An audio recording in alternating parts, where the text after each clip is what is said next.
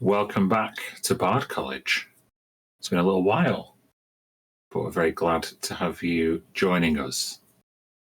We are back on board the Shattered Hymn because in the last session, the party, set out to return Ina's body from whence it came, to the Shattered Hymn, to its natural home. And in doing so, they were quickly picked up in Ascendancy space by the ship Vondel's Pride, captained by a young female captain with her Harmonium Legion in tow. Upon being escorted to the Shattered Hymn, the party were arrested and forced to take their fugitive / erstwhile prophet back to the Archseer. Tharivold seemed more compos mentis, more aware of his surroundings, having kind of re-emerged into elven society, and many onlookers saw his return as somewhat prophetic, perhaps, gathering as they did outside of the royal chambers to observe the audience that was given to our party by Ozithar Ormathax, the Archseer. Choosing to explain their absence while being unable to deny that they absconded the last time they were here, they cast aspersions onto Dornavar, who did not make his way back to the Shattered Hymn as the party may have believed. Given that they suspect him of some treachery and lies, Ozithar has requested that you reacquire Dornavar and bring him to justice, as it were.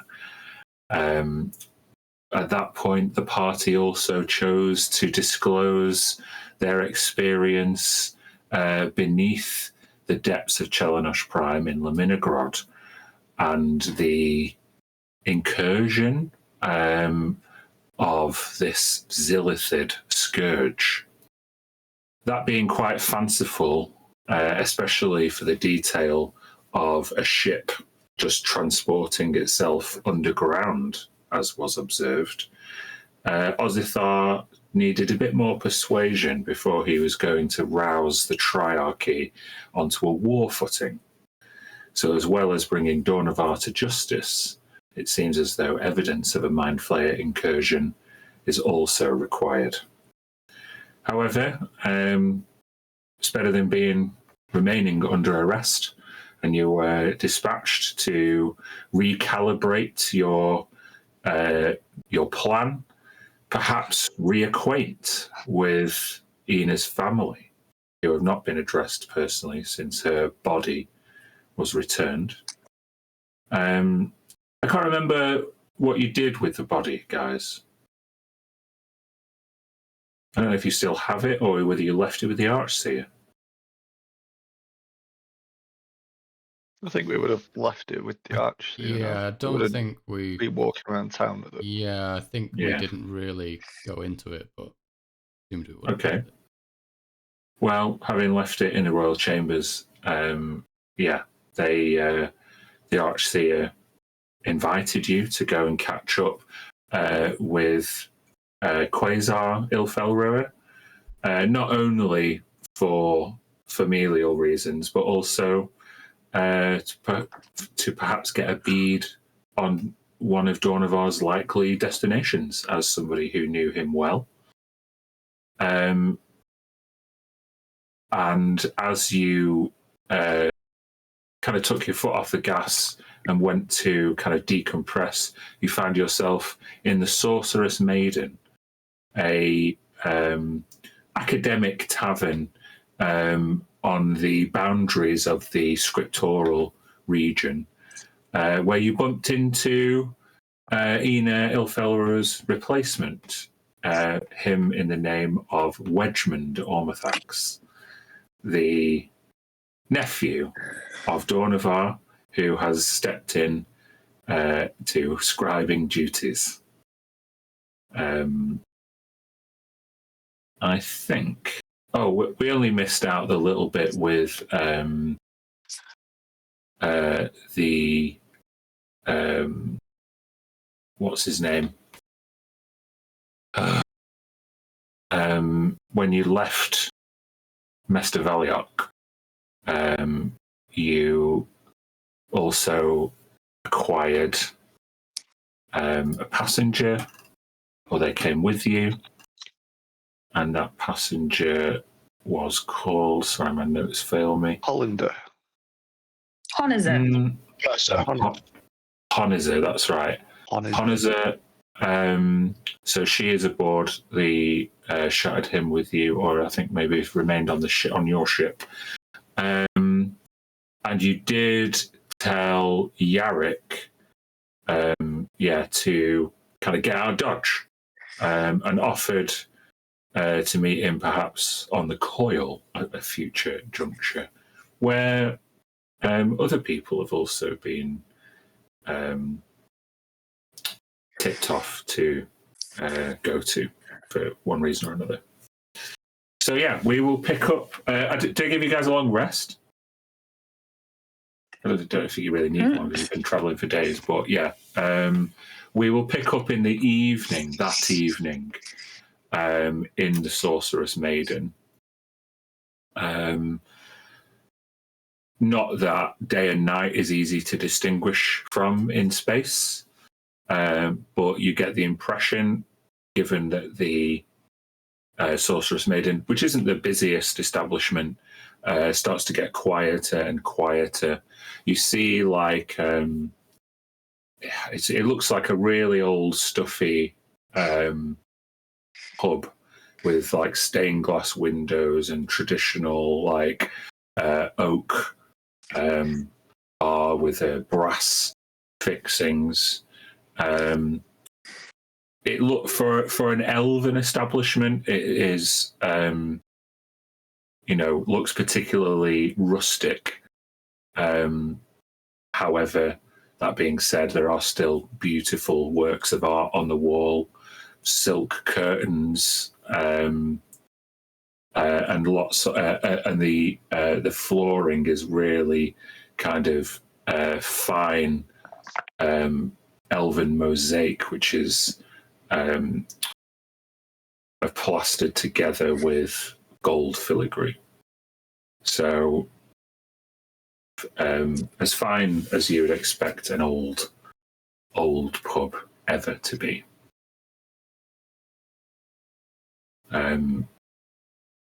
You're drinking, wine and mead. What's what? I don't know. What would you guys be talking about at this juncture after this return?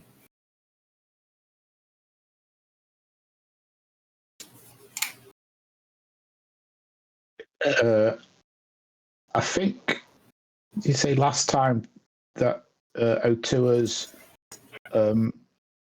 arm had written down some coordinates. Oh yeah, that was missed out of the recap as well. But you are right. And you were saying that I needed to check them on my star chart of the Black Meridian. Yeah. You want to try and spend time deciphering the coordinates? Yeah. So, you're not saying we're having a long rest, but if we're in there and in the midst of a rest of sorts, then yes, please. I'll tell you, a star chart of the Black Meridian would make this task possible. But without perhaps an observatory, it would be difficult. Okay. So Do you have proficiency with navigator's tools or proficiency in survival? Survival. Cool. I'm going to give you advantage because you do have some experience in this field. Advantage on a survival check. Yeah, advantage on a survival check. The DC, as I say, being quite difficult with the current equipment, is very high. A 17. 17 is a decent roll.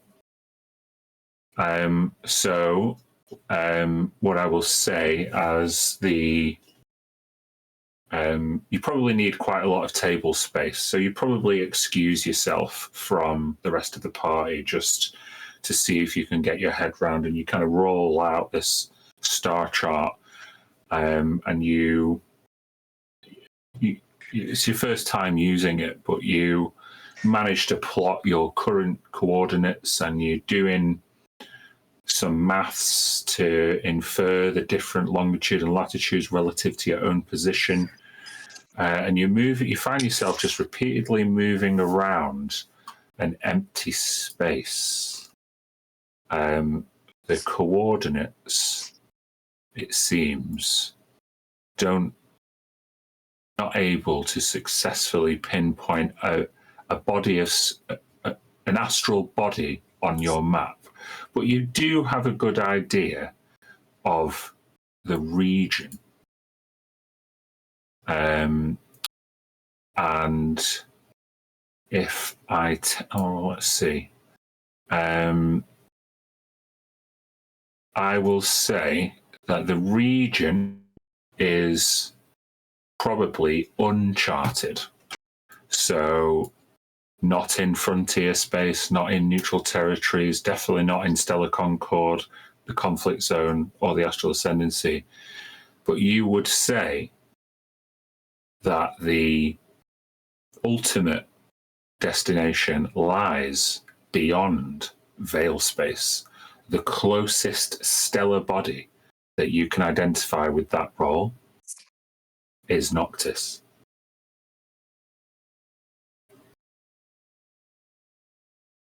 Lovely. While he's doing that, Oto would be like mumbling to himself in the kind of hopes that next of us would talk back to him and help him with it. I've got no assumption it's going to, but that's how he would be. Do you don't address next of us directly though? No, he's not going to ask for help. No.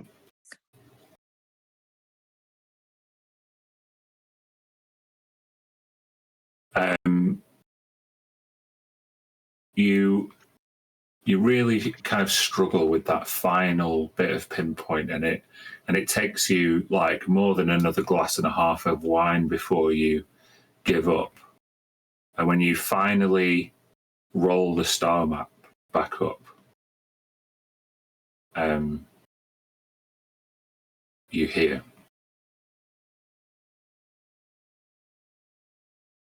Curious. Hey, Next, are you okay? What's curious? Your strategy. What with plotting these coordinates? I don't even know where they came from. Do you know where they came from?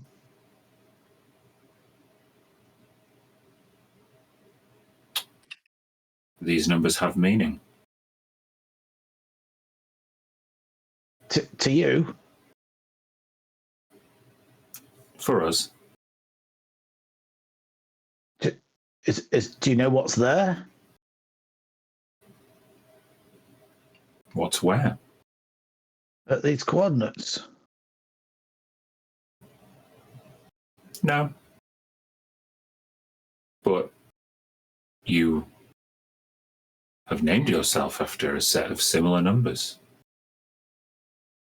I'm just curious as to what these different sequences mean and why they're important. I'm yet to make progress with that.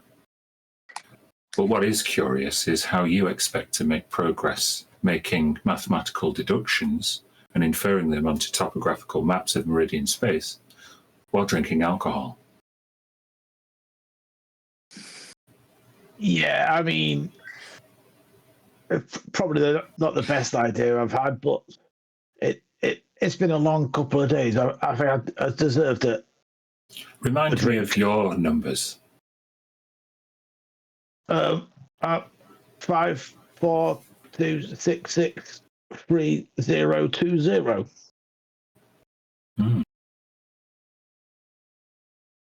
Very curious indeed. Why do you call yourself those numbers? Well, I try not to. It's what they called me. Do you prefer the final 3 digits? Are they your favourite numbers? I just don't want everyone to think I'm just a bunch of numbers. I'm more than that. How much more?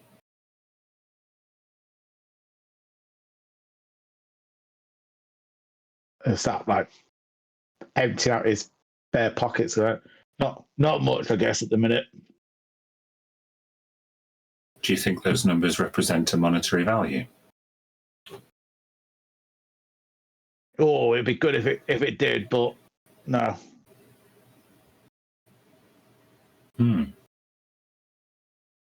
There's a curious similarity between my numbers and your numbers. If one's definitely coordinates, then what if yours are too? Do you know what they would be?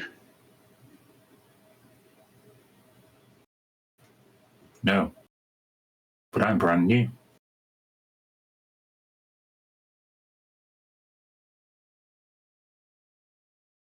Well, maybe I should save trying to plot them on a day when I'm not having a few drinks. That would be advisable. And maybe you would be able to help me with them? You'd chop off another limb if I could. Oh, I think I've had my fill of chopping off limbs. Oh.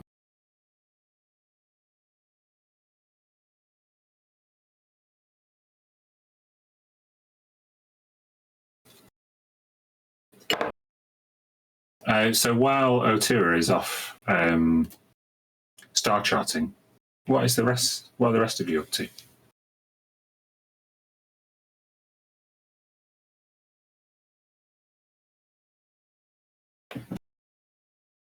I am. Oh, you're going to say something? No, go.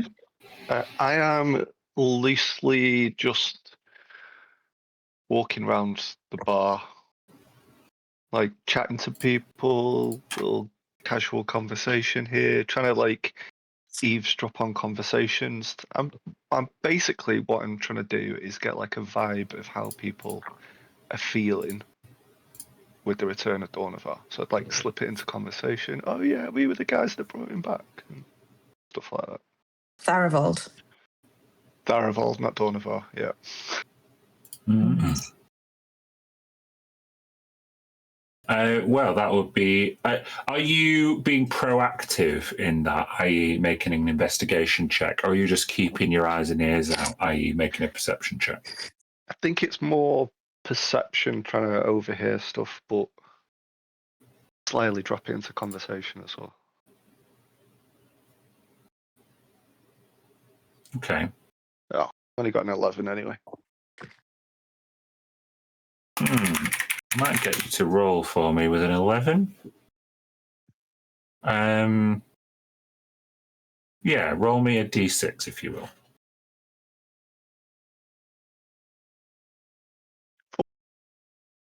Sorry, what was that? 4, sorry. 4. You I kind of take in a few people who are coming and going. Most of them, you see, have been too busy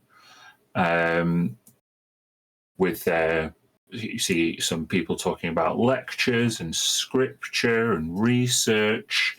Some of these people clearly haven't even realised that Tharivold has returned. But you see one particular elf. She has golden hair, bright green eyes. She's wearing kind of more sturdy clothing than many of the kind of magi-looking elves who have been talking philosophy and scripture for most of the evening. This elven woman wears like a sturdy iron amulet, and she has been deliberately kind of sitting away from everybody else while seemingly she is working on a carving of some kind. You can see her working wood in the corner. And you see her glance up whenever somebody at your table curiously and absent-mindedly mentions Tharivold. And since she has made eye contact with you once or twice, you see her carving become more and more focused and energetic. I would walk over,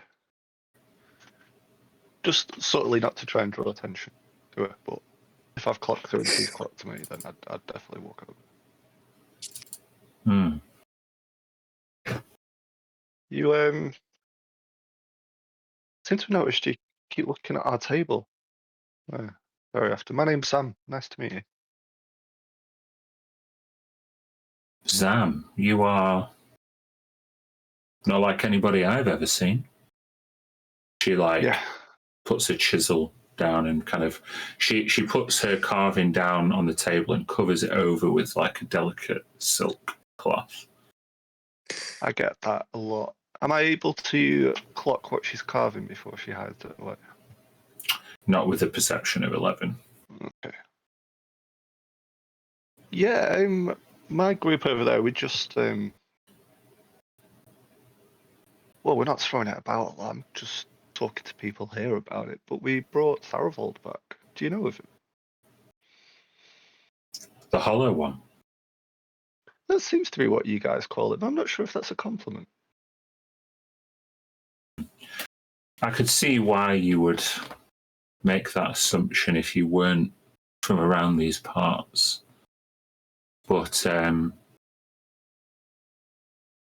generally, things that are hollow, and she picks up the carving that she was carving. It's still under the silk, but she taps it on the table, and there's a very deliberate hollow noise as she taps it on the desk. It says, generally, things that are hollow contain or are built to sustain something else. Being a hollow one means that you may indeed carry something important. Do you think the people will be happy to have him back? Well, he's connected to our past, connected to our plight. Many researchers and scholars in this bar, I am sure, have debated what Tharivold's role was in the fracturing of the pentarchy and the ultimate sundering of Erindor, our homeworld. But many people like me are not concerned with meaning. They just see providence. They feel that it's important. It's another chapter in our story that might give us a clue as to where the story might end. Some people see that not as luck or chance, but part of a divine plan. He would narrow what he has of eyes and say, so yes, the people are happy that he returned? Or Some is it people will be, consequent? but some people will be scared. You believe that Last time... everything's... Go on, sorry. You believe that everything's already fated? He was always destined to return? I believe that we are on a path that we cannot understand, and we need divine guidance in order to really fulfill whatever plans or ambitions that the gods had for us before they died. I don't believe we're in control of our own destiny, and thus I don't really attribute any fear or any hope. Things will just progress as they prescribed. Is this something you personally believe in, or is it something that the astral elves believe in? That everything is already fated and destined? I would say I believe it more strongly than some people. But you'd have to ask these eggheads, of which, what most people believe. I'm not I don't collect the census. I'm not a faith leader. Okay. I'm a carpenter. Very well. I shall leave you to your craftsmanship. Thank you for your conversation. Things to Tremathene. Sorry, what was that? Blessings to Tremathene. Tremathene was the goddess of luck and bargaining. Same to you. Thank you. They wait until you step farther enough away and then uncover their carving slightly and just carry on.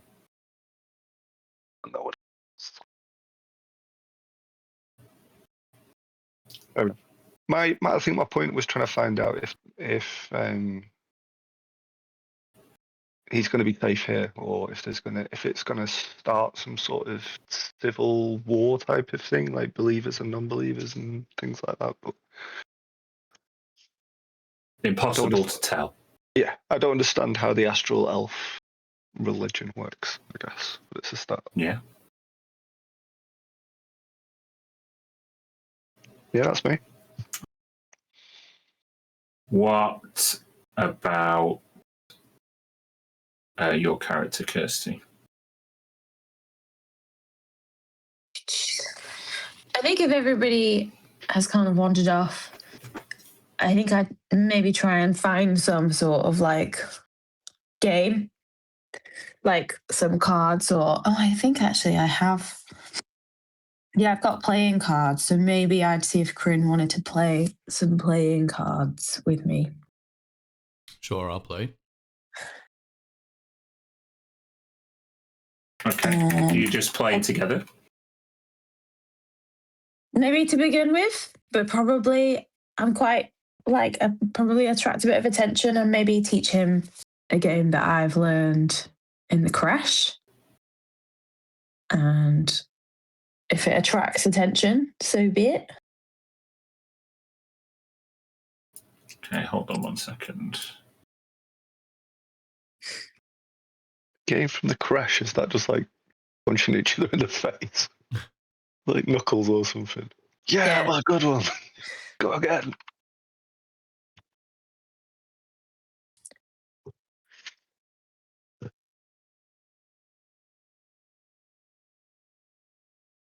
Give me a second. I've got a game. Cool. It just so happens they've got Peruda. That's okay, John, and you didn't have something important that you needed to talk about. Last game. Yeah. Okay. You are, Sidrul, going to show Kryn how to play a game of Tally.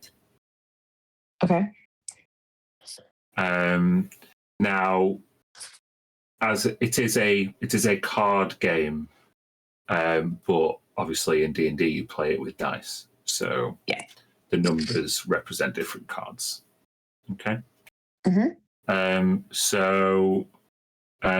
Yeah, all you have to do is each of you roll 4d6. Okay. By the way, you traditionally would bet first. Who's going to get the best outcome? Okay. I'll bet a gold piece. Yeah, I'll have done that too, despite knowing no. I'm just being a good sport about it. Yeah. Okay. As soon as I see people betting on a game, I instantly go and put Otur in a headlock because he's not allowed to go anywhere near that type of stuff. So you've both rolled 4d6. Generally, you want the best result after rolling. But there are certain combinations which are more valuable than others. You might want to write this down because you might want to play it yourselves in future. After rolling 4d6, the goal is just to have the best result after rolling, aiming for the highest combination.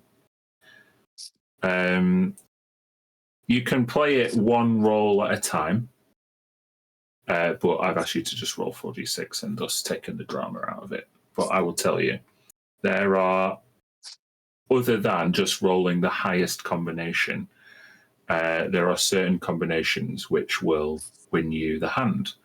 These combinations are ranked in case you both roll two different combinations. Yeah. So 4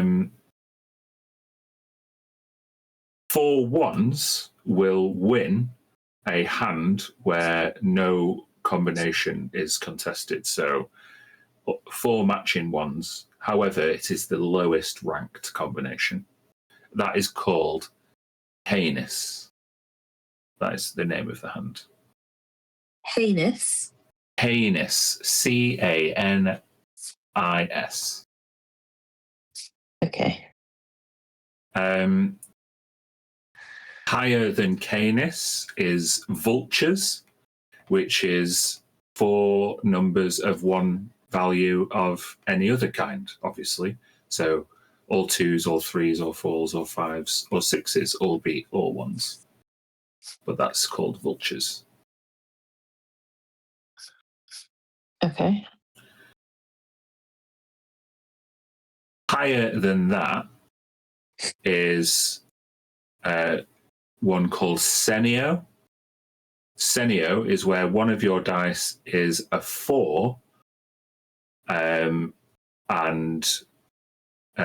you have 3 other numbers that aren't 4s. Okay. So repeated 4s is not Senio. 4 and 3 other numbers. The highest combination of a Senio would win. Okay. But the best roll you can get is Venus, which is where all 4 dice land on different numbers. And thus, with 6, 5, 1, and 2, Steve would win with a roll of Venus on her first roll. Nice. Cool. Play again and roll one at a time, or do you want to play again and roll all at once? We can do one at a time. Yeah, it's more dramatic. Yeah. I bet 5 gold this time. Right, 5 gold it is. So Should we go first? if one player rolls all their dice one after another. Okay. I'll go first then. Okay. Mhm. 5. Oh, Go on, don't match. 4. 3. No way. wow. There you go. That is a Venus roll. That must be the highest Venus you can get as well, right? That is the highest Venus you can get. So, Kirsty, you're going to have to equal that to get your money back. Okay, let's go. Well.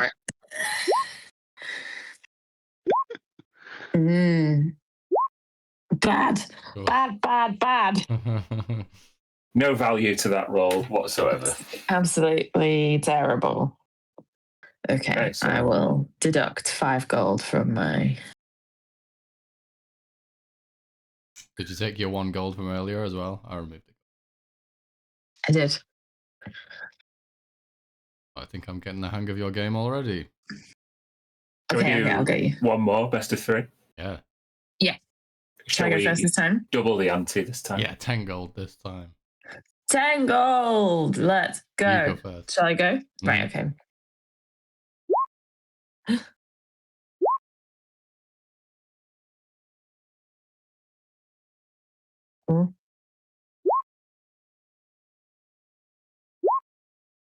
Oh, 1, 2, 3, 4. 4. a Venus. Yeah. So I have to get Venus with a better score. Yeah. Okay. 3, 2, 4. 2. 10 gold. Yeah. Well, you are the veteran after all. Yeah. So basically, Sidril and Crin are just pushing money around the table. Yeah. Yes. But yeah, that is a game, Sidril, that you would have played in the crash a lot while waiting for that deployment call that never came. Okay. At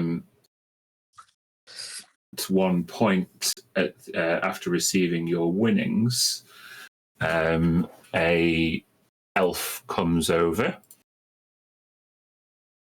They appear fairly studious. Hold on.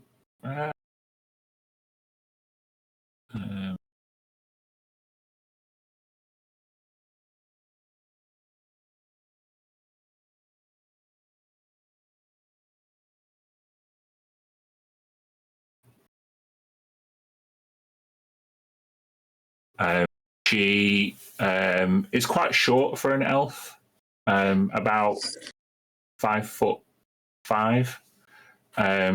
She has short, straight, kind of angular cut, white hair and grey eyes.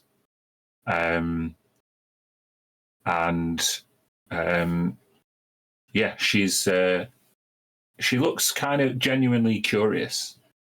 Hey, what are you playing? Tally. Tally. Want to join? We're betting high. Can you afford it? Check. Oh. 2. 2. No. Oh no, sorry, 1. Sorry, a natural 1. A natural 1. Oh, unnatural. Yeah. Oh, so you rolled a 2 and you have a -1 persuasion. Yeah. Okay.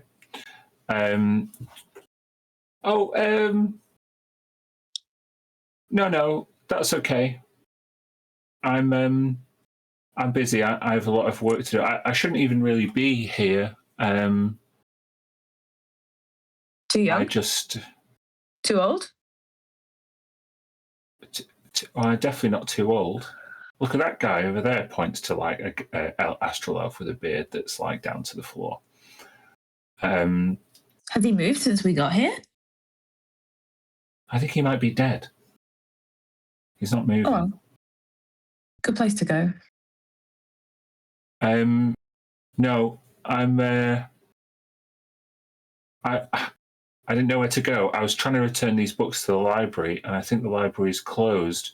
They never normally close, but they had like a sign on the door. Just said come back later. It was really weird. I don't know. I was looking for any librarians in here. You guys aren't librarians, are you? No. But did we meet one? Corinne, that Wedgwood guy? I believe he's the head of the archives. Yeah, I don't want to bother the archivists, just the library, just the general library. I don't know. Is something going on? Well, haven't you heard? There's the return of the what is it? The Hollow One? The Hollow One? You mean like the stories? Apparently. You're kidding. Make a persuasion check.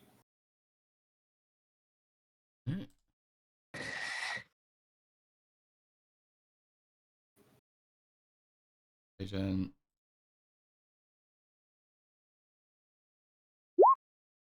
Nat 20 for a 31. Holy shit. Just 31, Like, yeah.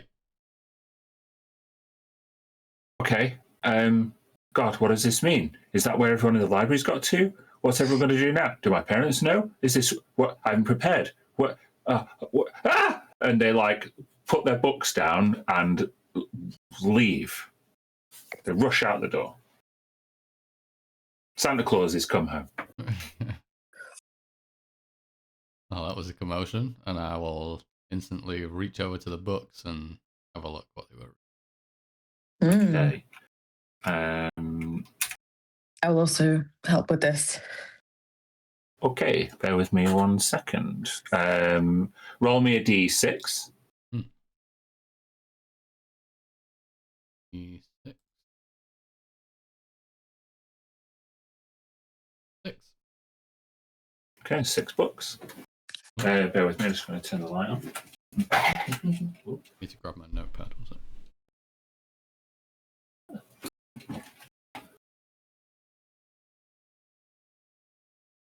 Tied up.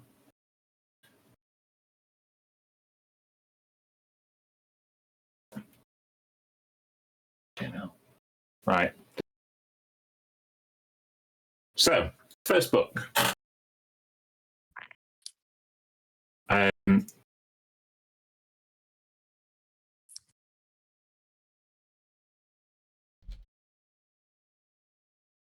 The first book is a contemporary biography called The Gallant Records of the Friar, A Fate Forfeit.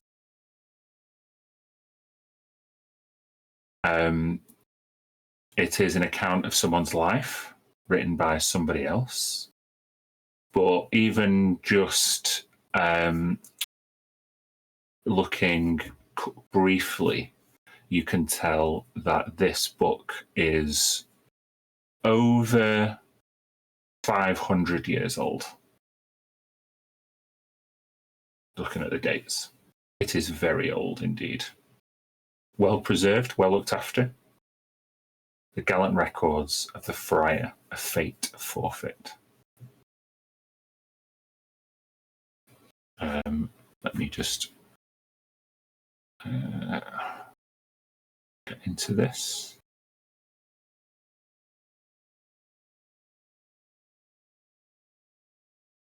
Oh, I've gone to the right place. Yes, I have. Right, hold on.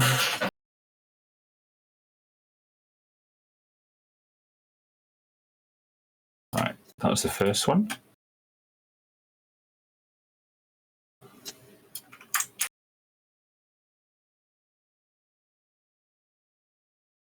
Okay. Next one.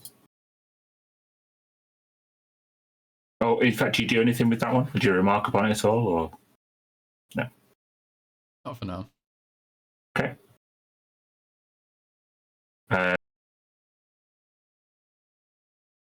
The next one is one which is much more recent and more modern. It is a book entitled Revealed Hypotheses on Using Magic Devices. I will tell you that spending time reading that book, given that it describes modern technology, could prove very useful.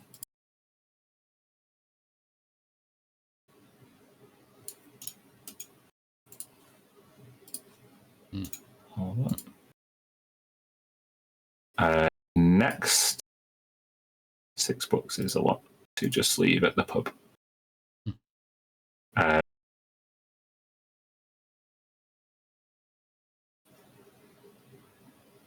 Yeah, the next one, Wild Travels in Meridian Space. It is torn, stained, charred, and most of the book is illegible. But it does contain lots of topographical sketches, maps. Maybe this book once belonged to an adventurer.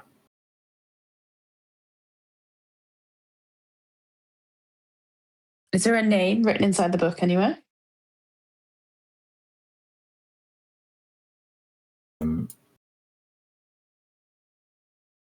You would have to, given that it's torn, and you'd have to see if you can find evidence of some author by spending some time reading it. Okay. Bear with me 1 second.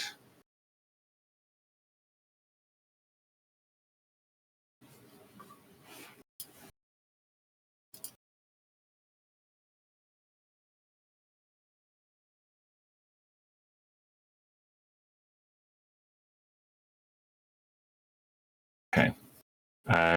So that's 3 books we've got. Next one.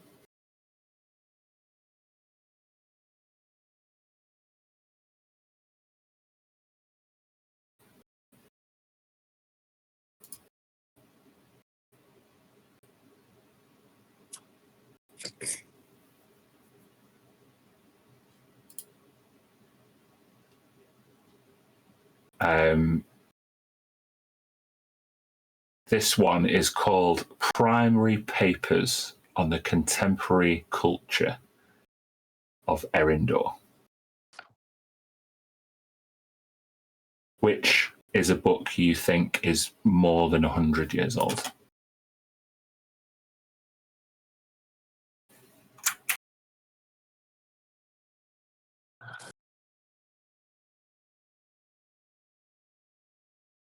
So we've got 4 books, is that?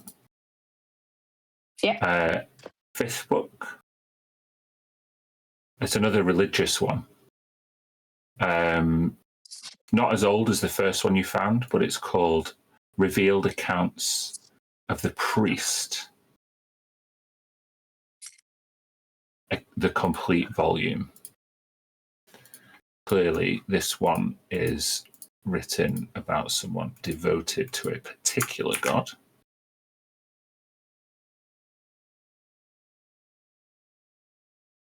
And the last book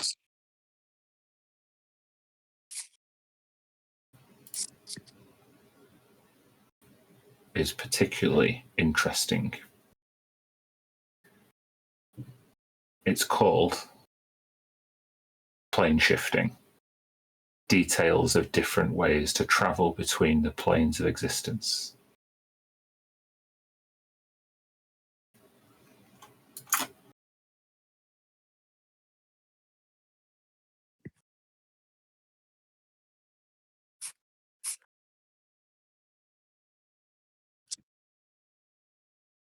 It's particularly eye catching. It's bound in metal and it has a like a metal clasp that seems fixed closed at this moment.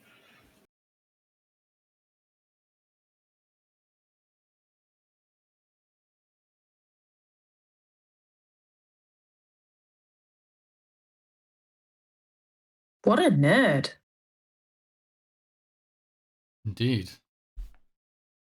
There seems to be some quite useful information here, though.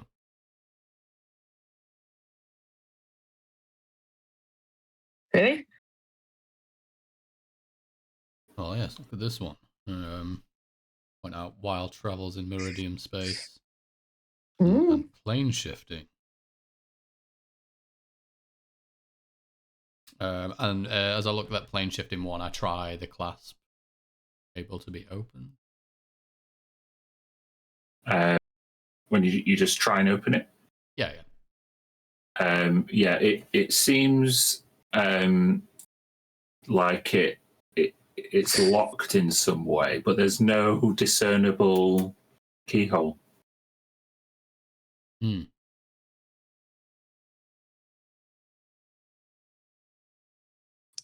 Well, perhaps we should take these for safekeeping. Good to be left in the pub, are they? Yeah, what if the nerdy woman comes back? Well, then we'll have them safe and sound for her. Yeah. Why would you take out a book? Maybe she has the key. Yeah, possibly. Or perhaps that's why she was looking for the library. Oh. They didn't give the key as well as the book. Maybe.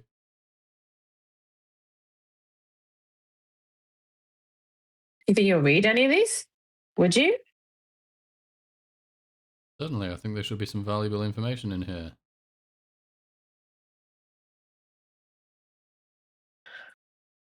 Okay. Just for posterity, the gallant records of the friar, a fate forfeit, the very old one, has also a clasp on it, but this one does have a discernible lock with metal hinges and clasps. Okay.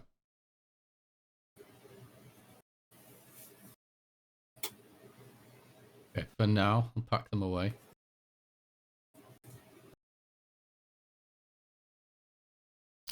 You hear the sound of church bells in the background.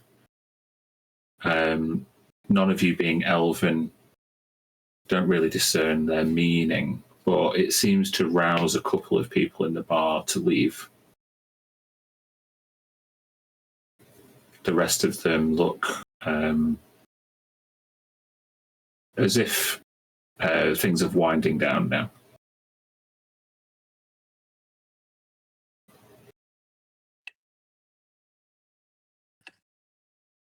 We should probably find out if we can gain some lodging. I don't know if that was actually discussed with us last time, if they mentioned they had rooms or something. They do have rooms here. I don't know if you spoke to the barkeep or whether you just came in and spoke to Wedgmund. I seem to remember speaking to the barkeep. Yeah, He definitely got some rum. Yeah. Yeah, that's right. I think he might have some lodging, yeah. Yeah. So, yeah, my barkeep notes seem to have disappeared, but I remember now you call. So, yeah, they, fairly kind of attentive elven male who seems to keep his bar quite meticulously. Kind of looks up at you, says, I don't think we've got any more rum. Anything else I can do for you? Place to lay our heads would be appreciated. Long day would be an understatement. Yes. We don't get many weary travellers here. Many people don't visit the Shattered Hymn. Mainly just return or depart. But we do have some lodgings. I could prepare a couple of rooms for you. There's 4 in our party. We're accustomed to sharing. 4 rooms. For me to prep all 4 at this late hour, I'm afraid I'd have to charge you, I'd say 8 gold pieces a room. About 2 rooms. Then I could do 2 rooms for 20 gold pieces. Fair enough. I'll hand over 20 gold. Thank you. This will include breakfast. I'm also able to securely store any belongings in my safe if you wish to leave them with me. Will they not be safe with us? Well, I'm not sure what your travel plans are, merely offering you the option.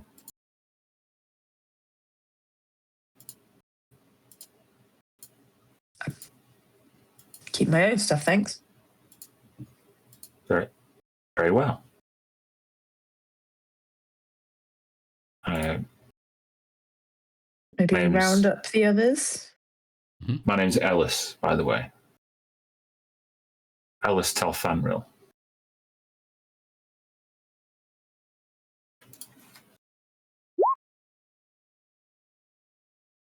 Sidrul.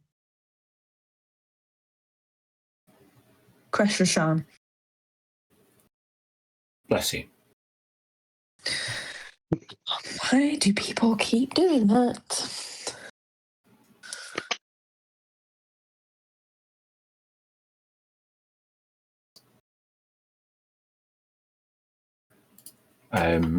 So after a little bit of dispatching one of his staff members, he hands you 2 brass keys with large wooden fobs.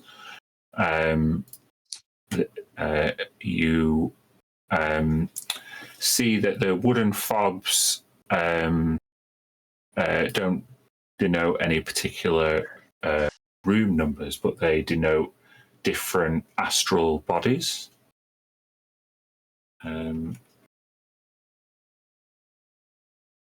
Bear with me 1 second. On the keys do, did you say? Yeah, on the key, like fobs. Okay.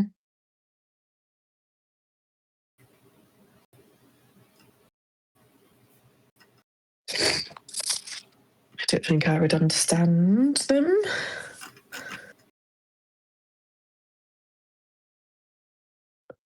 Hold on a second.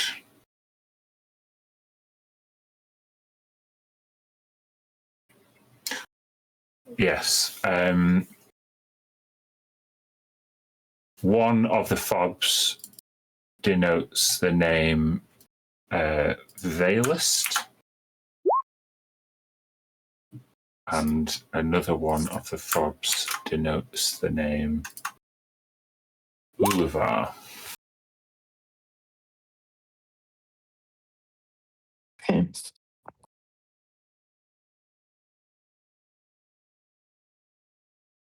So, who is staying in the Veilist room? Do I know anything about these represent celestial bodies, did you say? Yeah. I'm going to say, were Ina here, I wouldn't make her roll for it, but for you, it would be quite peripheral knowledge. I'm going to ask you for a history or religion check at disadvantage. Same either way. Religion. Ooh, just an 8. Veilust and Ullivar definitely look elven, so you assume the astral bodies are perhaps in ascendancy space or in the colonial reaches.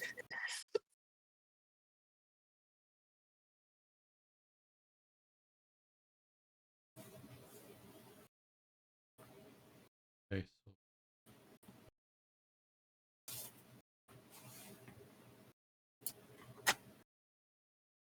how about Ulivar? I'll take. Although I guess we still have to find Zam and Otua and if they're happy to split the rooms. Mhm. Oh yeah, you can reconvene. That's no problem. How much for 2 rooms? You're mad. Precisely, well, we'll be sharing, and I'll toss them the Veilust key. They do know we've got rooms on the Witter Creek. Don't they? Yeah, let's stay here then. Okay. And gold. Jeez. So I guess that means that Otua and Zam are staying together, while Kryn and Sidrul are staying together? Mhm. Sure. Well, you go upstairs to 2 like well-appointed suites. Like I say, there isn't a massive commercial district for like hotels or anything. This is not a city you're staying in. And these 2 suites would be reserved for like esteemed scholars and like intellectual speakers and guests. So yeah, these are prime rooms that are beautiful. They're upstairs, you can see, has been kind of remodeled, and the Sorceress Maiden opens up into a much more kind of regal upper level that is supported by fantastic elven like beams and balconies that go 360 degrees around the top of the pub. It almost looks like a building has like been fixed to the top of the pub. It's like the whole Shattered Hymn is just a mix of buildings that were like fused together. And thus you've come out into this kind of very kind of jarring but beautiful accommodation. There's brass ornamentation in the foyer, and you can see that while clearly the rooms are on the left and right side of the foyer, in the middle of the foyer is a gold statue, and it is a statue of a dragon that is spreading its wings triumphantly. And the background that the statue is set against is a stained glass window. However, the stained glass window is in particularly poor condition. It seems to almost be fragments of a window that have been repurposed together lovingly, but definitely wasn't designed this way. It seems as though the elves have attempted to make the remnants of their homeworld smash together so quickly as they were into a functional but still beautiful preservation of different aspects of the culture that can no longer be spread out across a city.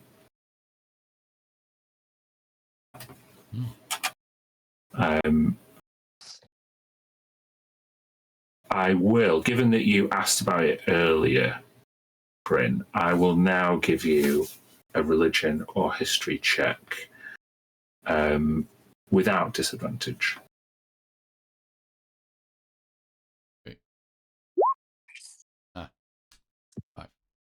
No, well, nothing occurs to you as you see this. No historical significance anyway occurs to you as you see this display.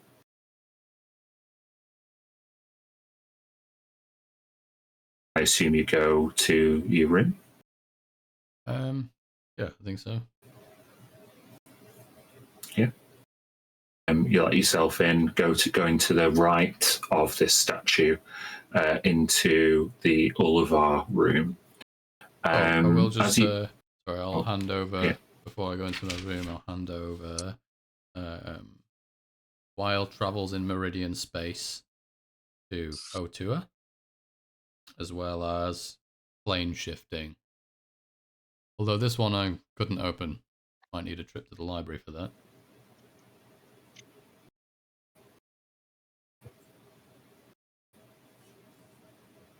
Thanks, Grim. Where have you got these from? Oh, don't worry about it.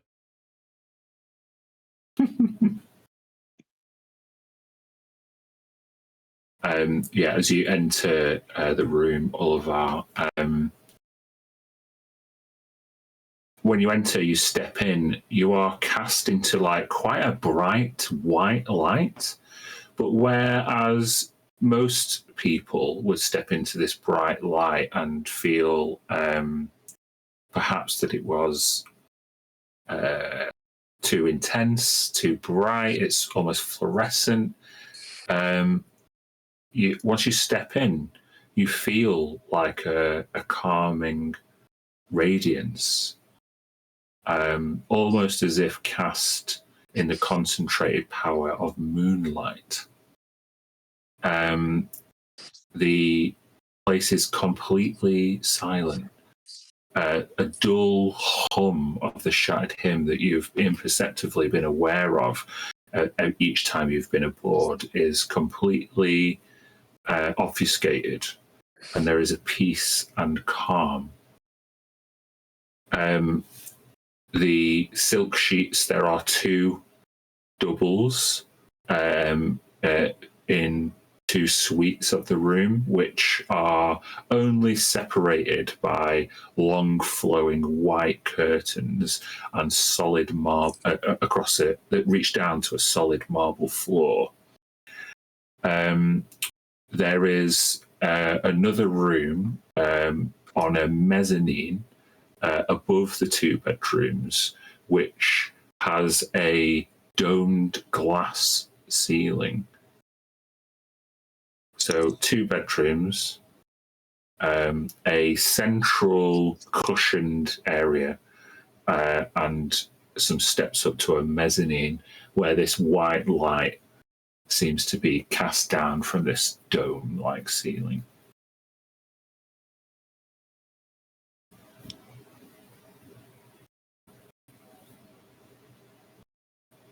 I will leave you there while the tour. You take the key to Veilist.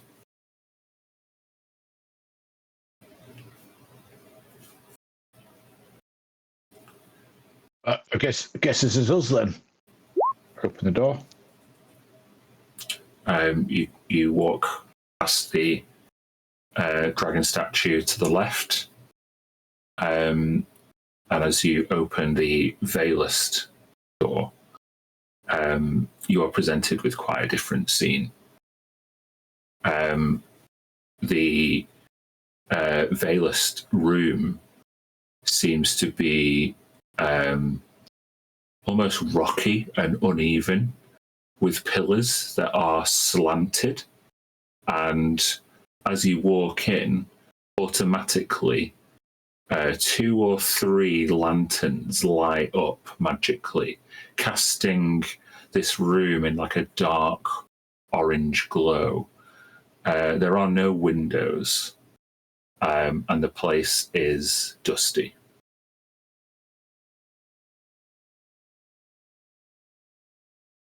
It doesn't look like anyone's been here for a while. There are 2 large beds.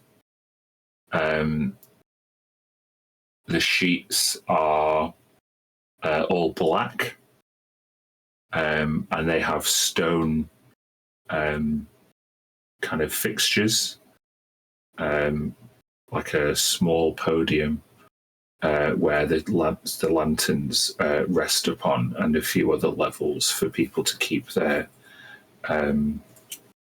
their belongings on. There's a deep basin that is running water, and as the water travels into the basin, over the top of it is like cast like this, like almost like dry ice, like smoke. And there is a large mirror that you can barely make out in this relative darkness, and the mirror is all cracked.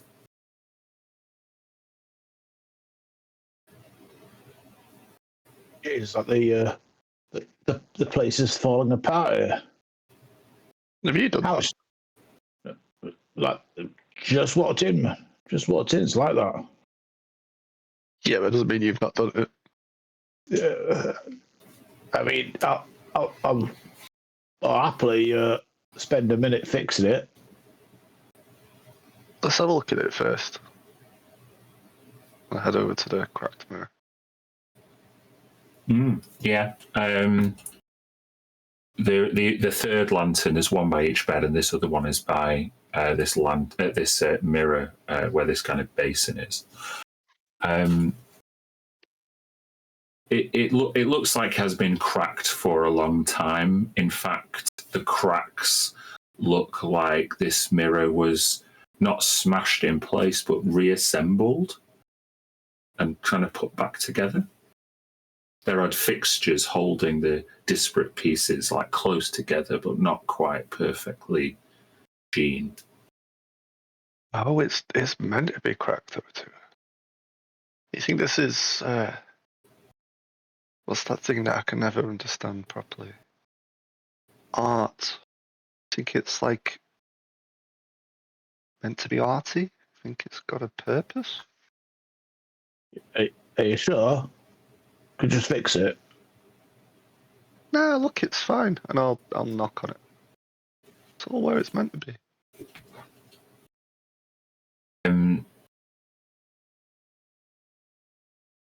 When you knock on it, it is unmoving, but as you've touched it, I'd like you to make a perception check. 19.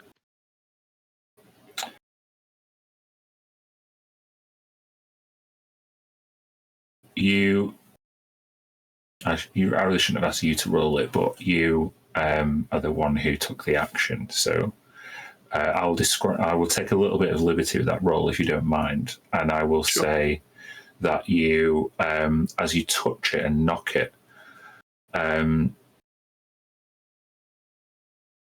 where you're looking at it, and the reflection.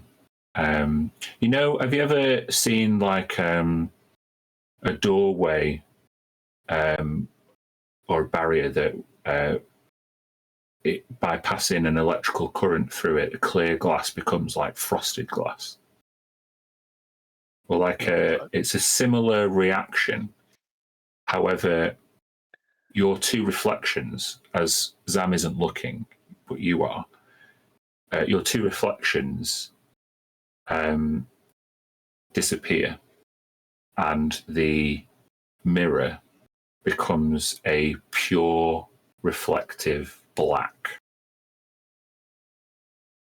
You don't see your faces in it anymore. You don't see your reflections. It just becomes pure black.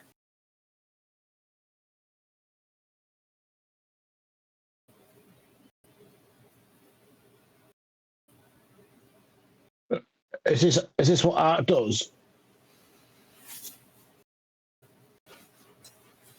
I'm asking you, lad. What is it? It's meant to be like this, right? Well, I've never seen anything like this before.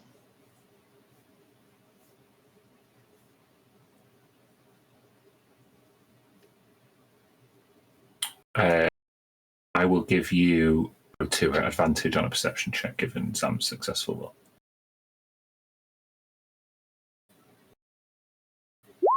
Definitely a 24. Wow. With a 24, you can see now that you are you're staring into space. This mirror is showing you an area of space.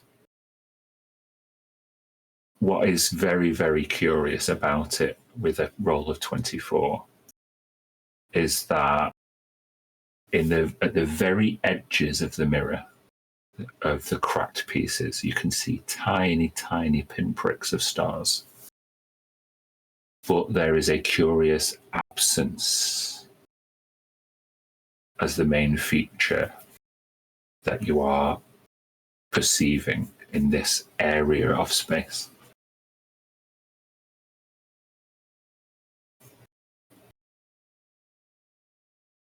In all the time we've been travelling, have you ever seen an area of space just with nothing in it? Yeah, there's loads of them. What are you on about? No, but like, you always see stars. There's always something beyond it.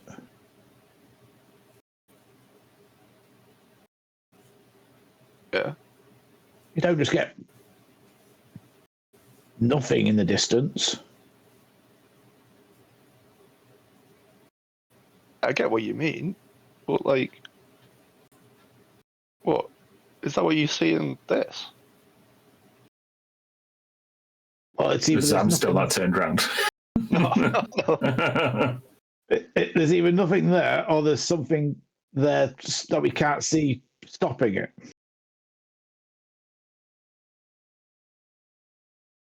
I mean, there's never nothing in space, right? There's always something. Do you guys, having asked each other this question, want to both make me either a survival or history check? I'd love to make a survival. Survival, please.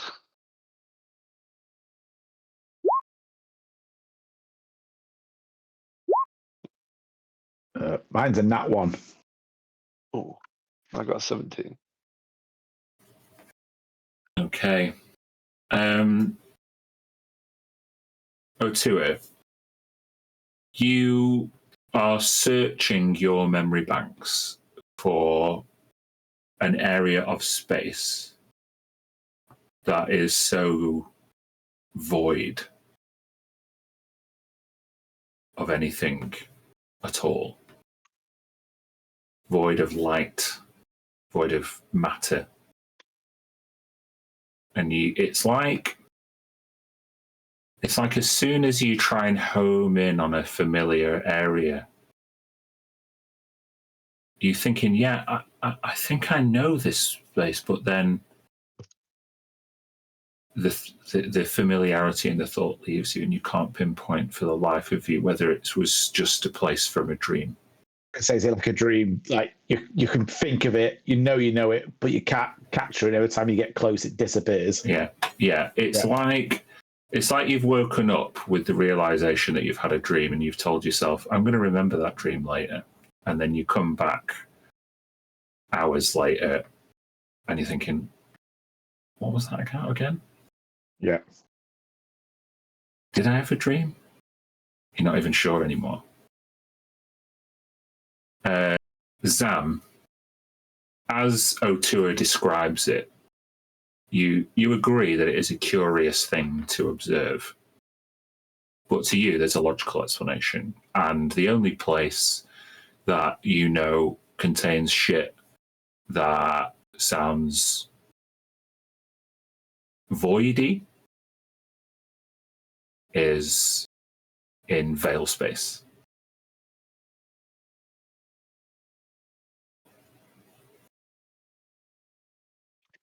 But yeah, we're not keen on that, are we? So we don't bring that up very often. It's a bit. It's People think I'm weird, but like, there's the whole veil space. Like, I think he's just muttering to himself, like scratching his head, like, what? Like, it's just a mirror. Wait.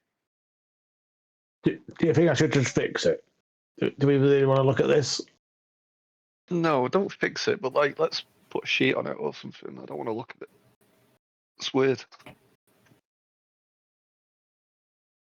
You think it's veil space?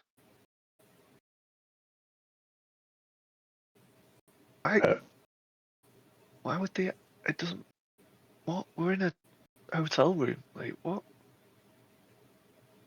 Well, that's a worrying coincidence. We haven't thought about veil space for a long time, and it's come up twice this evening. What do you mean it's come up twice?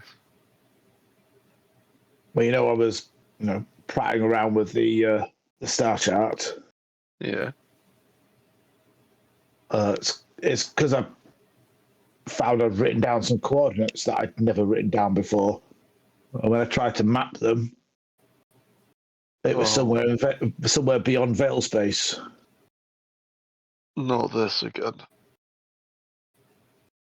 Oh, I don't know if I've got it in me to do another one, mate. You did what? You wrote down coordinates without realizing you wrote down coordinates. Yeah. Yeah, Neximus said it was him. He said it was important. Yeah, like it was last time, yeah. That's how we got into this mess in the first place. And now you're saying the mirror's showing veil space too? That's what you said. I mean, it sounds about right. Zam, you turn around and look at the mirror. It's just a fucking mirror. What are you on about? Can I still see it? Is it just a mirror to me now? Make a perception check.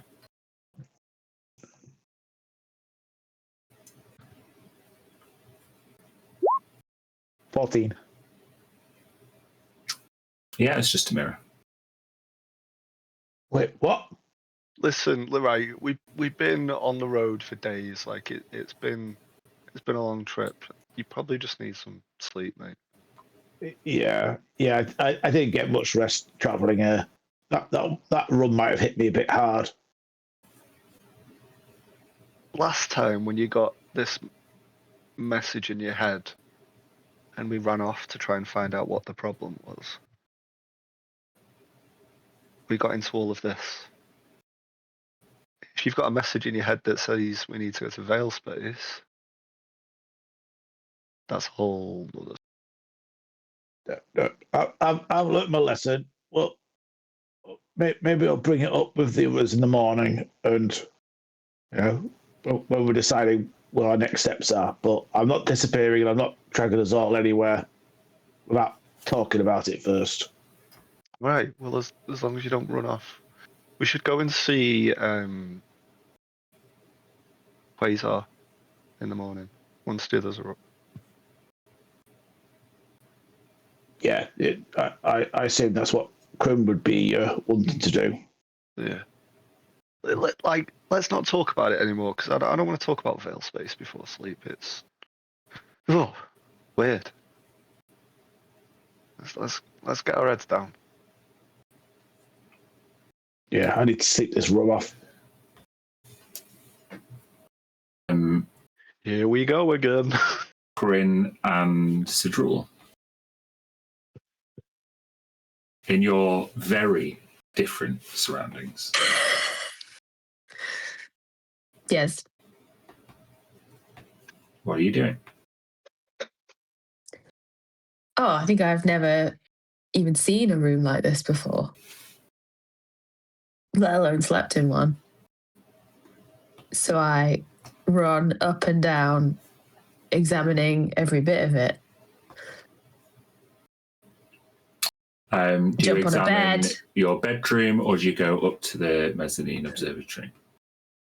I'd like to run into the bedroom, jump once on it and do a flip out of excitement and then run up to the mezzanine, please. Cool, make an acrobatics check. Yeah. Back in a sec. Mm-hmm. Oh, easy. 17? Yeah. I will say that as you flip, you over-rotate because the gravity seems a bit lower in here. Okay. Everything's a little bit floaty. I land it like, whoa. And then I keep running. You go up the stairs. Yeah. And I see if I can like jump up them a bit easier than I would maybe.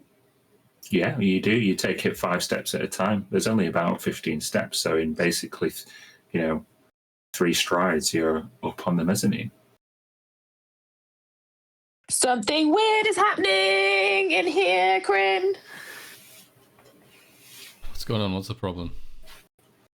What's this? And can I do like a jump like down all the stairs because of the gravity? Yeah. Make an acrobatics check. 17 again. Yeah, you triple front flip and land directly in front of Corinne, and with the deftest and most gentle landing. Jump. A jump. Yeah, you nearly jump up to the height of the mezzanine, just maybe 10 feet. Well, that is different.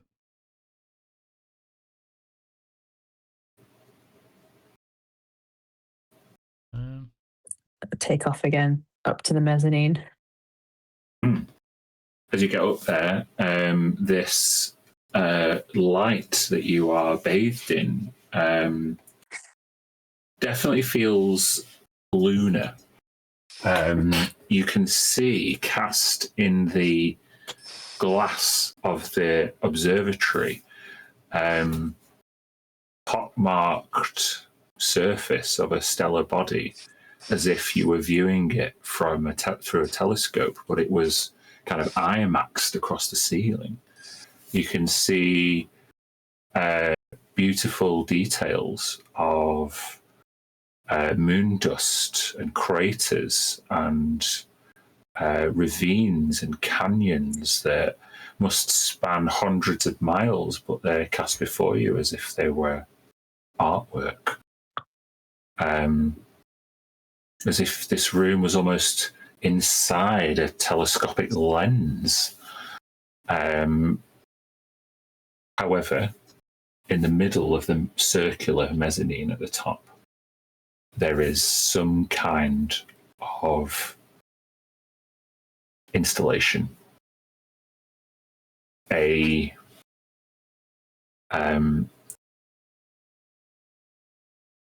collision of 2 rocks, and all of the debris and fragmentation of that collision moving out because of a stellar impact, the likes of which would destroy all life if either of them was a planet. But neither of them look like planets. They're both rocky, bathed in light, reflective almost. And this collision is suspended and preserved in time in this installation, below which there is a small plinth with an inscription in Rindorian carved below it.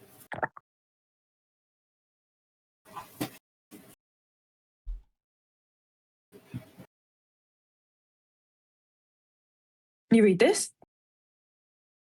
I do speak Rindorian.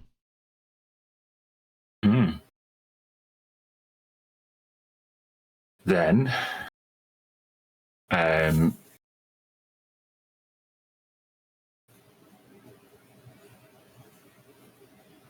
the phrase or phrases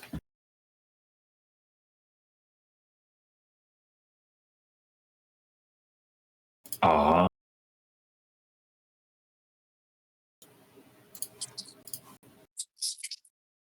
written as this. Ooh.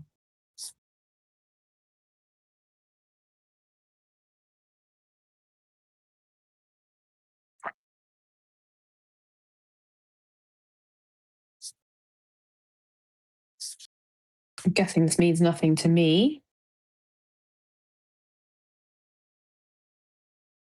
Make a history check. Come on.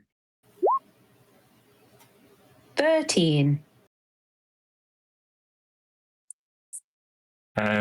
With a 13, the name Elixion could be heroic, could be regal, but it almost seems draconic.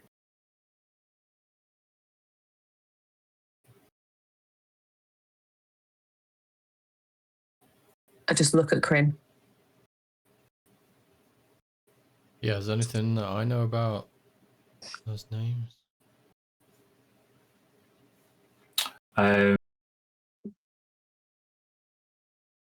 You already failed a religion/history check earlier and around a related topic. So I'm going to say no without the roll.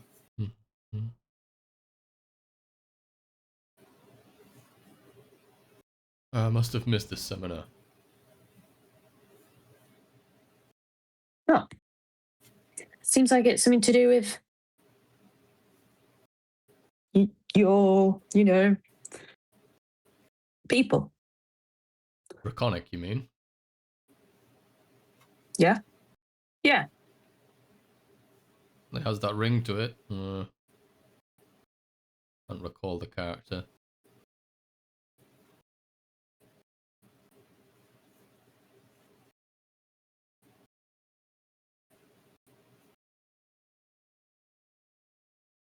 If you're reading the plinth and you're thinking about this, then I'll give one of you, or either of you, proficient in nature. No. No, then never mind. No. Not our wheelhouse. No. Anything else you're discussing before taking your leave? Or anything else you're doing?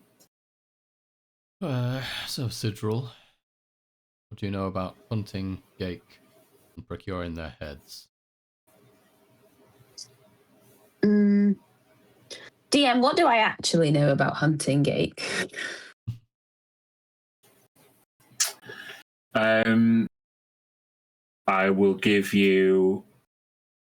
What am I going to give you? I'll ask you some questions to decide.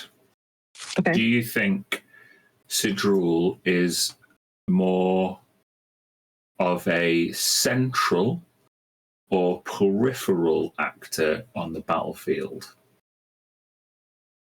Central. Central. Then what you know about killing Gake doesn't come from strategizing and hypothesizing. It comes from tales of valor and victory that have been passed down to you in preparation. And you would be able to recite encounters that were told to you from your brethren, from the word of Vlaakith. And so really how you might relay this to Kryn is Vlaakith says, and I will give you a religion check. All right. Oh boy. A 2. I can't remember. No, it's not that you can't remember. It's that you would relay killing Gake, killing mind flayers, is a heroic deed that all Gith are designed for. You know that that the Gith were enslaved by mind flayers for a millennia, and you have come back into this time for the singular purpose of destroying a Zilithid incursion. And it's going to be great when it happens, and everyone's going to be so proud of you, and you have no fucking idea how to do that. Okay.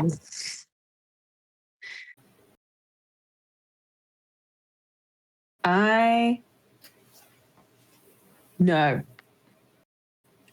that when we find them, I can kill them. But hunting them, I'll have to act on instinct. Alright, well, so it's finding them we have to worry about for now.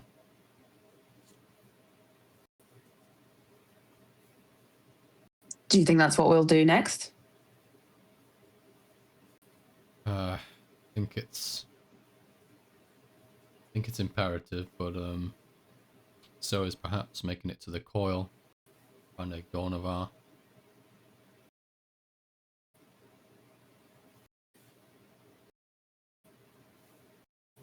Yes. Maybe he will lead you to some Gake?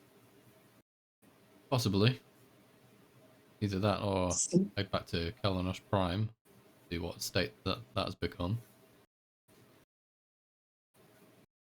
But I'd much rather avoid that. Maybe it would be sensible to fight one or two Gake rather than hordes.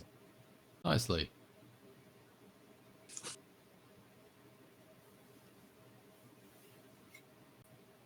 Okay. As Sidril reflects on her lack of preparedness, and Kryn plots his next move, you can all take a long rest and re-emerge the next morning. Ooh.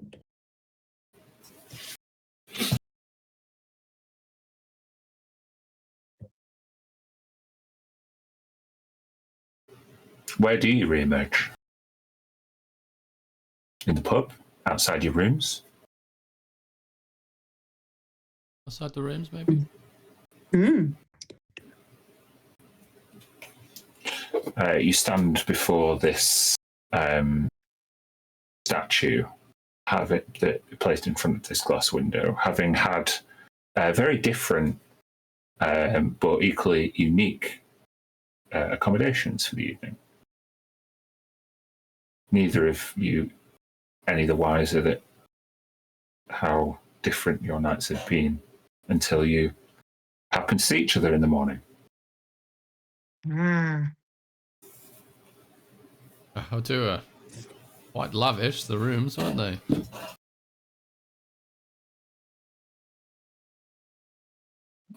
What your room was? Well, what with the mezzanine and separate bedrooms and so on. You're looking round to Zam, like, confused. I'm sorry. Did no, that doesn't sound like our room. Oh, is that right? And if we're outside our room, I'll like reopen the door. Yeah. Just a blinding white light emerges from the door when Kryn opens it. No, nothing quite like that. Not to worry. Me and Zam are used to roughing it. Roughing it? The cost, I'd hope it was comfortable. Oh yeah, no. The room was just just a strange mirror, making me see things. I don't know if I just had too much to drink last night. Over the back of Otua, because he's very short, isn't he? Like over the top. Yeah. See Zam doing this, just going. Space. Don't mention void space. Well, What? hope you're not too hungover. Don't mention what? No, No, you were really quiet. What were you saying? hang on, Crin. You picked who you got what key, right? And you got this room and we got the other room, yeah? Well, Totally diverting, trying to change the subject. merely selected a key at random, so. Oh, at random, yeah? Yeah, didn't know anything about it. Love to tell We you I get- did. We get a spooky mirror and you get this. Okay, alright. Spooky mirror. Don't mention it. Don't mention breakfast, guys, But it was- breakfast, let's go. It was you that mentioned it, Sam. It's awkward. Can we see it? Yeah, let's Yeah. see it. Yeah, I guess. O2 is waiting outside. He just want to go see it again. Oh, if I'm just in the room with these two, I would say to them in a hushed tone, if O2 is waiting outside. Yeah, something. He keeps bringing up void space at the moment. He said he could see void space in this mirror, and that his arm wrote coordinates that want to take him to void space. Like, keep saying void Okay. space. I mean the veil, obviously. But Veil I don't wanna- space. veil space, yeah, not void space. I apologize. So why do you want to Yeah. shush him about this? Well, last time he had a voice in his head, it didn't go well for either of us. So that's how he Has ended he up with not- that thing in his arm. Please correct me if I'm wrong, but it seems like he has a voice in his head all the time, and everyone seems apparently fine with it. Yeah, well, no, I'm not fine with it by any means, Sidril, but it's I'm just worried about him. Shall we push away what he's talking about? We No, press no, down. I'm not saying he needs to be ignored or anything like that, but also like veil space. And he like, you know, when you get like a cold shiver in your spine, he does that, but it obviously ripples in his body. You know, like you physically see a ripple. It quivers like jelly. Yeah, like jelly, yeah. You'd rather not encourage Otua to follow the instructions of this mysterious Nexus, which might be leading him into a vast void in the reaches of space. It's veil space. I know, it's What reasonable do you know conclusion, about- Sam. What do you know about veil space? I know about veil space, do you? Oh, you know that Stellar Concord missions dispatched to Veil Space very rarely came back. Make a history check. Uh,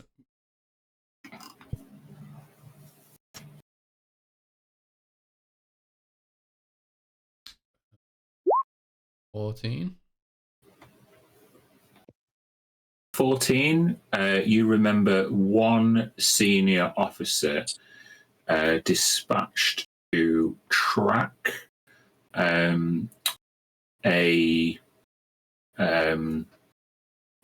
what's the word? A fugitive who went to Veil Space, went to Noctis in particular. And when Dude came back, he was incarcerated, and even though this person was like a decorated consec agent, it was like they erased him. He, for all you can tell, is still incarcerated on Kython. In fact, we are going to say that his name with that roll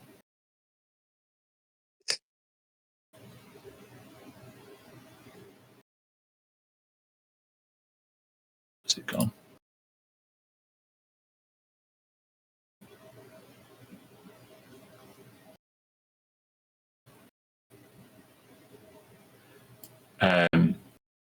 He was. I think you would remember him particularly because he was another Dragonborn, also originally from Brondak.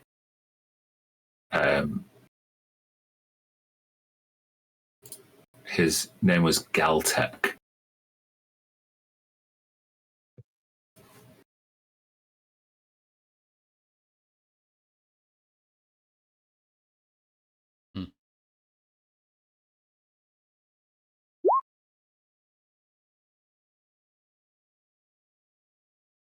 Two Ks naturally. Yeah, it's a funny thing about Veil Space. Information on those who visit is about as barren as the place itself. There's only one man I recall having returned to Consec.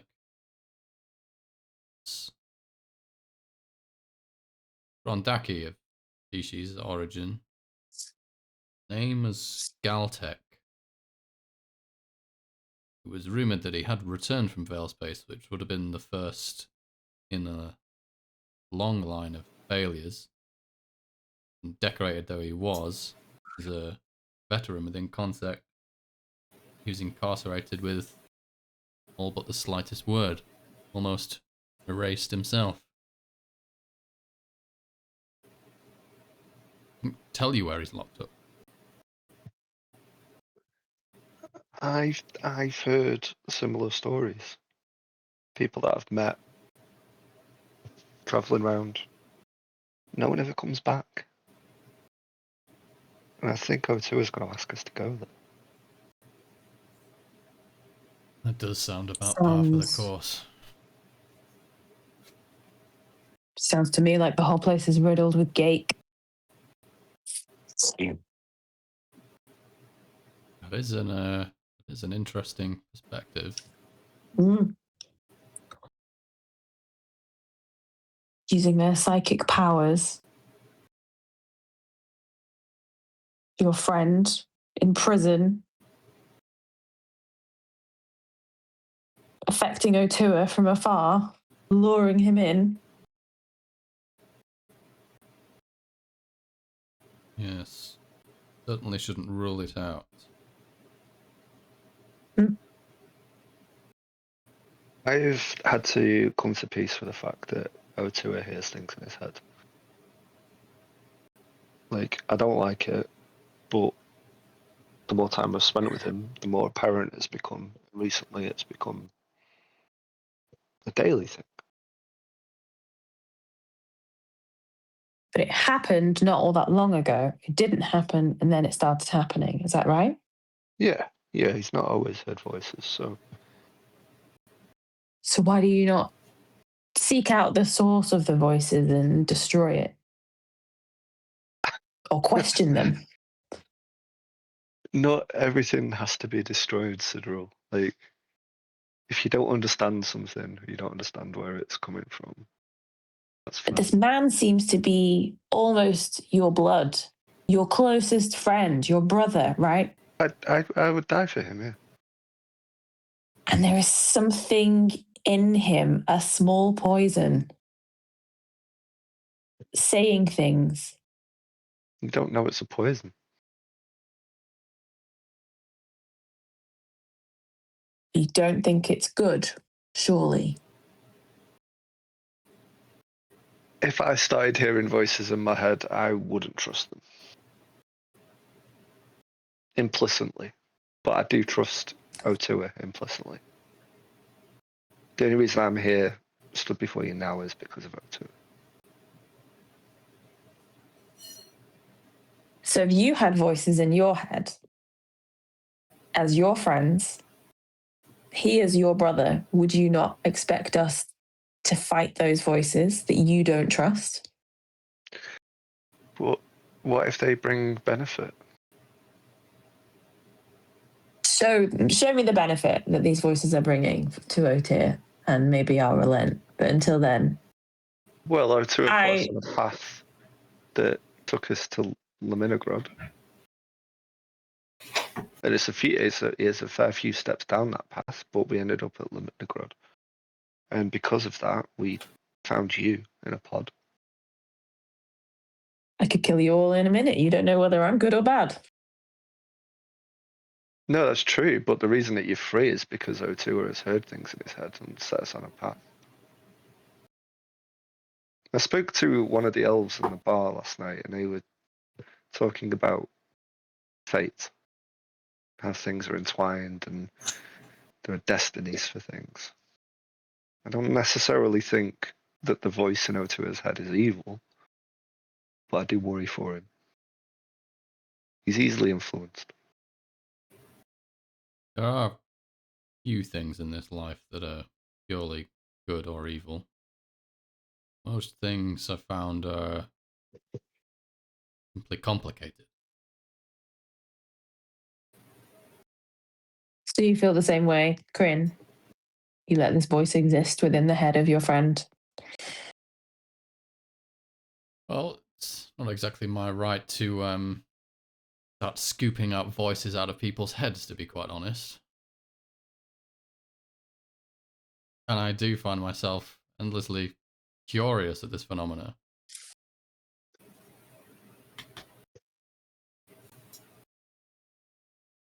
While you are discussing this at length in the room, O'Toole, you're outside, alone.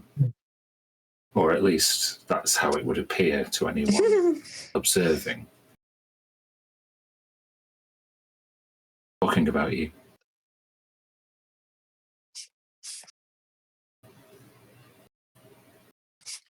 I mean, O'Toole would stand there for a while, but yeah, at some point you're like, I'll meet you guys down at the bar, and head towards the bar, see if it's open, see if there's anyone there. Are you finally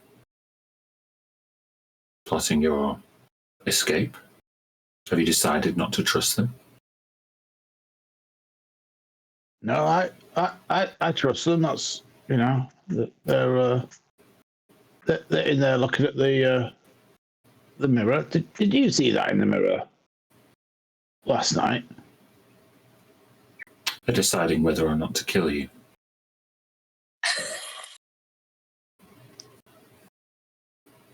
What do you mean that can't be true? Zam's never going to kill me.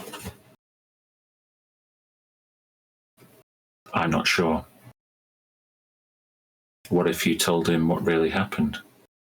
I said he'd perhaps find out that you were lying to him.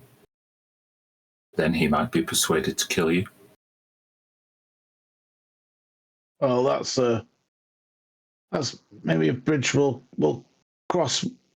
You know, when no one's plotting to kill me, then.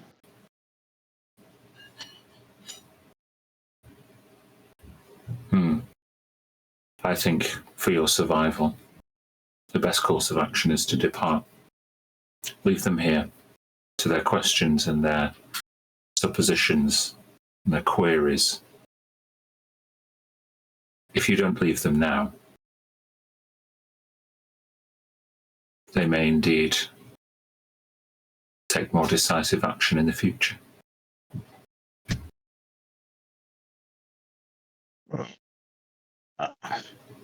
How about we assume they're on our side for now, and then if I actually see some evidence, we can look to defend ourselves. I don't think they're not trying to do that. You're not.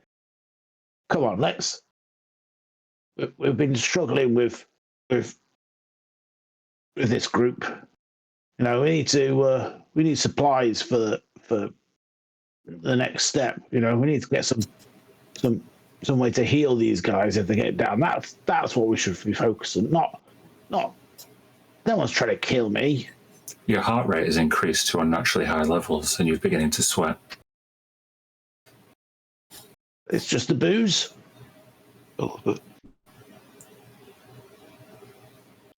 Told you not to drink the alcohol.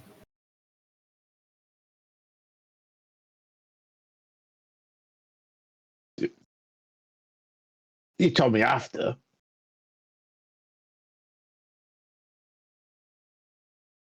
Silence.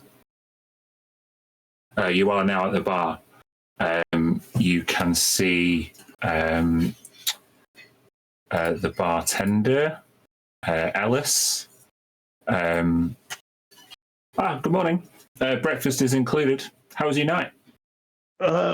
Yeah, you not notice anything? Yeah, it's a lovely room. I feel like one's maybe better than the other.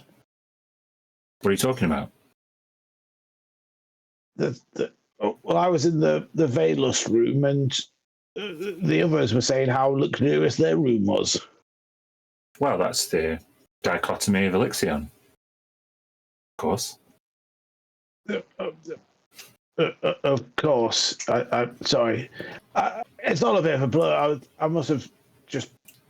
You've got some good, strong rum there, but yeah, I feel a bit worse for wear. I don't suppose there's any like elixir stores or drug stores or anything like that just to see me through.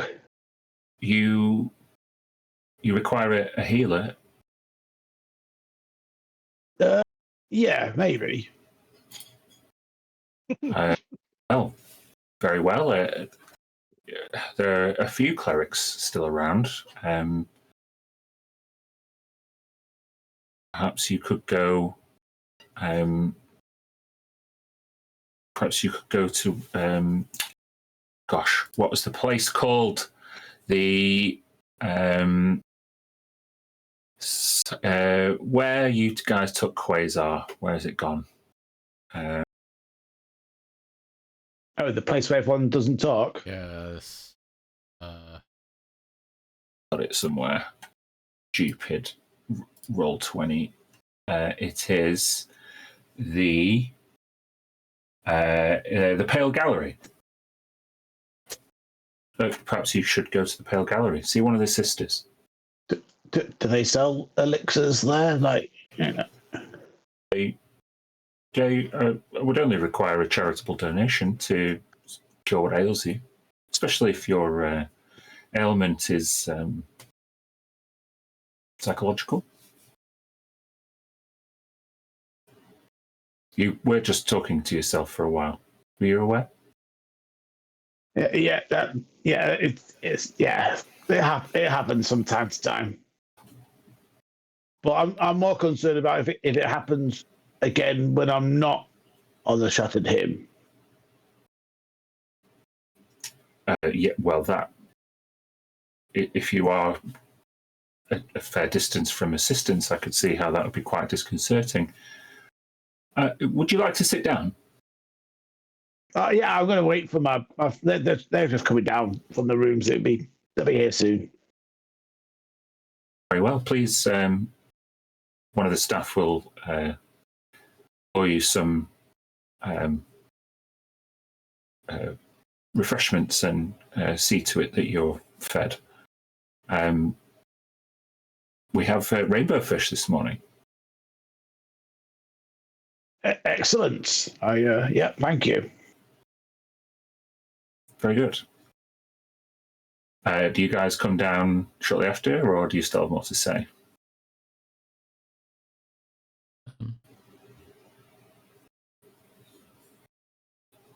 All I'm saying is, I'm not worried about him, but I'm worried about him. Like, I know that makes no sense, but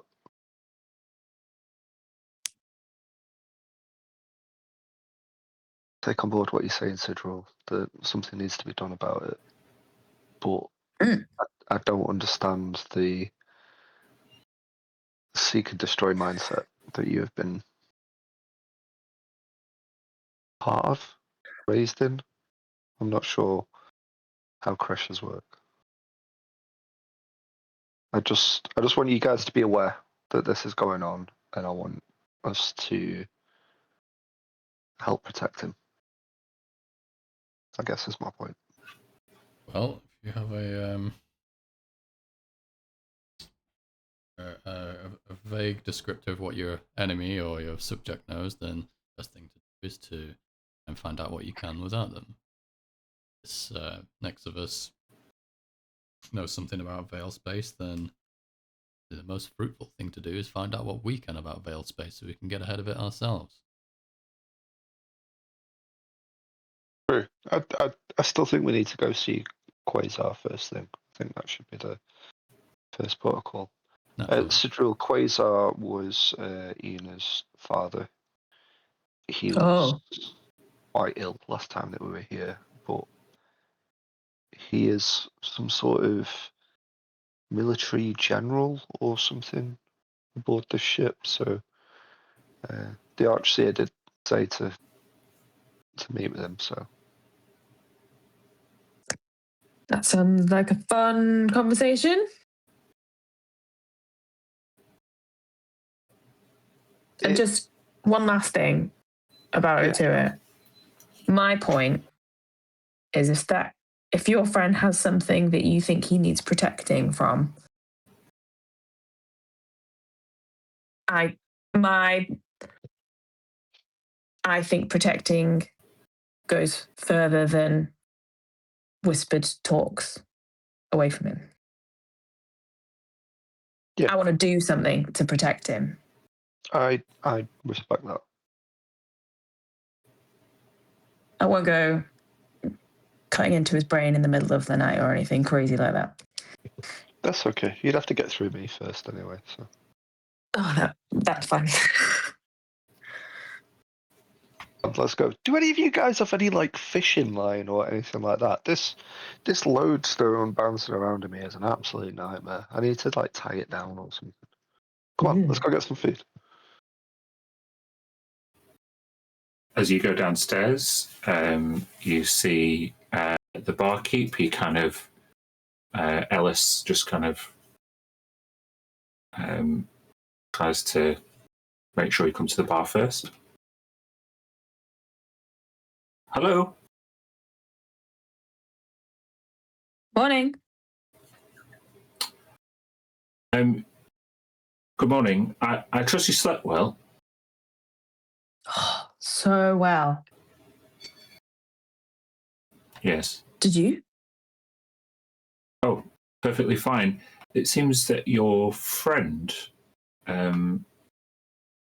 just appears a little bit disorientated or confused. He sat down. A look. He said he could see veil space in a mirror that was in our room. Is that a normal thing? Veil space in a mirror? I think that's what he was saying, yeah. I don't know the name of the room that we're in, but it's got like a broken mirror. Oh. That's held together.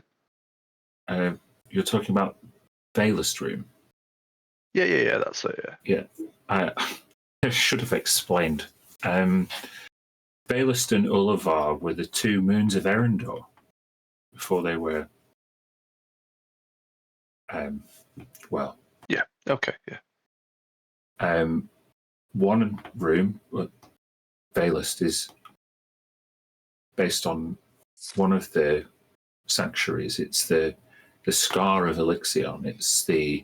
It represents ruin. It represents history. It represents persistence. It represents timelessness. It's a historical artifact that really there was no other room for in the Shattered Hymn.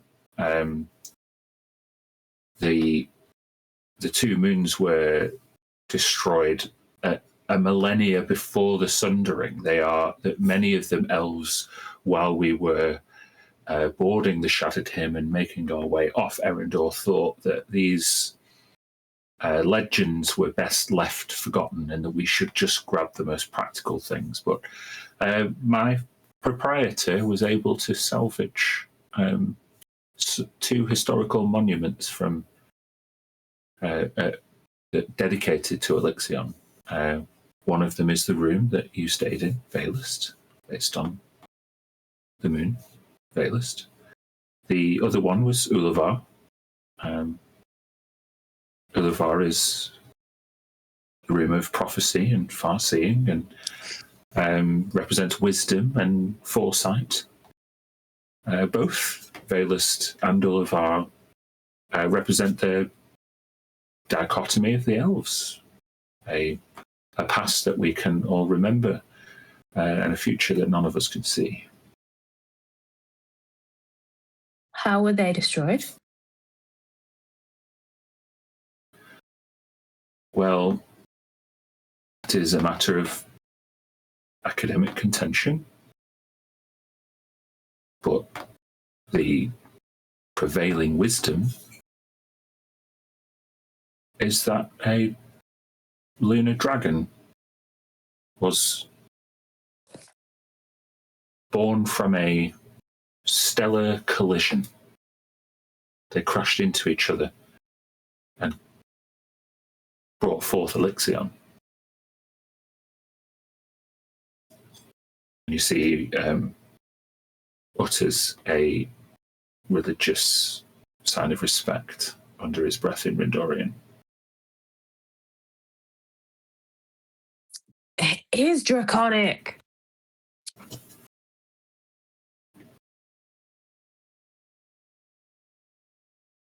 So the 2 moons crash, boom. Lunar dragon Elixion emerges. More on where he's at later. And then 1,000 years later, Erendor, Sundering. At least And 1,000 years. And then your proprietor manages to get hold of some artifacts from a millennia ago, more than a millennia ago, to create Ancient. 2 hotel rooms. People like history, what can I say? And Elixion Was also the subject of that brass dedication betwixt the rooms. But the guy, the dragon? Oh, to be honest, there are no living elves who would remember him, and he's a legend at this point. I bet if there is a living elf that remembers him, we've met him. Do you think? The hollow one? Tharivold? Wow. Maybe? It would be interesting to see if he was aware of Elixion. But for someone to have met and come across the great lunar dragon, I can't even comprehend what that would be like. That would be the folly of gods. A different time. Mythology. Not real history, surely.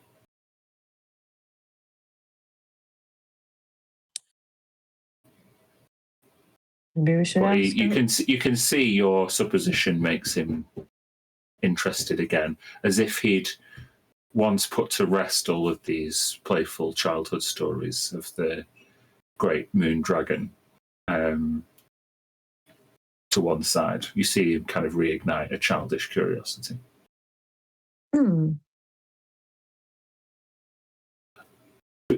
Besides all of that, I do recommend that you have the sisters at the Pale Gallery perhaps speak to your friend, just in case he's suffering from a malady the likes of which a regular cleric might not be able to claim. I'm all for it. They should only subjugate him for a matter of weeks for evaluation. Oh, It would be quite worth it to maintain his sanity, I'm sure. Many elves you see, they live so long that they develop sensitivities, shall we say.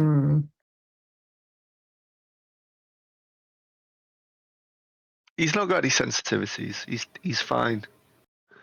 And in future, if you rent out them rooms to people who aren't astral elves, maybe tell them all this stuff before you give him the room. All right. And then I'll stomp off. There's a leaflet in the... Oh. No. Never mind. And I'll go and sit with O2 and help myself to whatever he's got from the buffet. I'm just There's take rainbow stuff off his fish all plate. around. Yeah. I'll just start taking stuff off his plate. Weird, these elves, mate. Weird. Like, I don't get it. You guys were ages. What took you so long? Oh, we were just talking about you. What about me?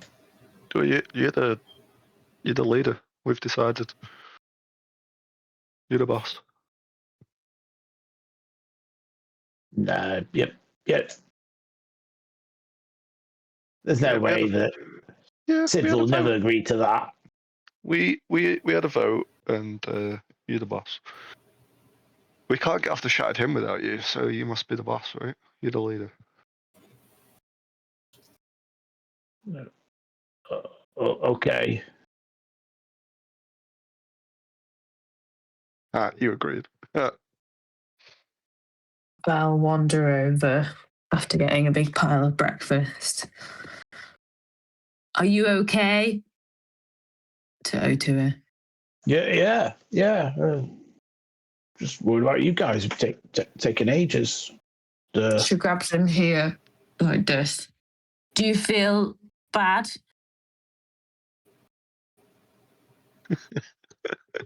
I do right now. I push harder. This is not very pleasant for me. The man said you want to see a doctor.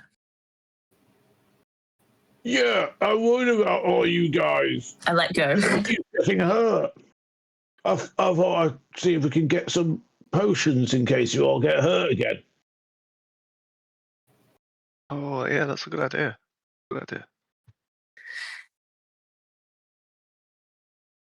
So you don't want to see him for you? No, I was worried about you guys. Why? Nothing wrong with O2. Look at him. He looks great. He looks hungover. That too. Yeah, I think we all do. The rainbow fish doesn't vibe well with a hangover, and even though you're hungry initially, you start to feel a little bit delicate.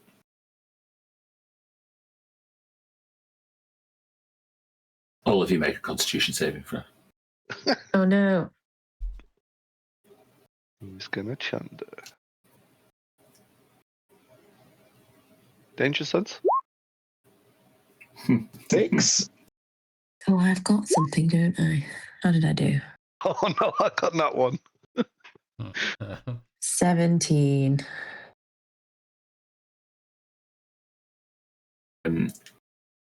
Zam, take a level of exhaustion. Wait, this is rainbow fish? I'm allergic to rainbow fish. Write that down. Otua, you don't take a level of exhaustion, but you, whether it is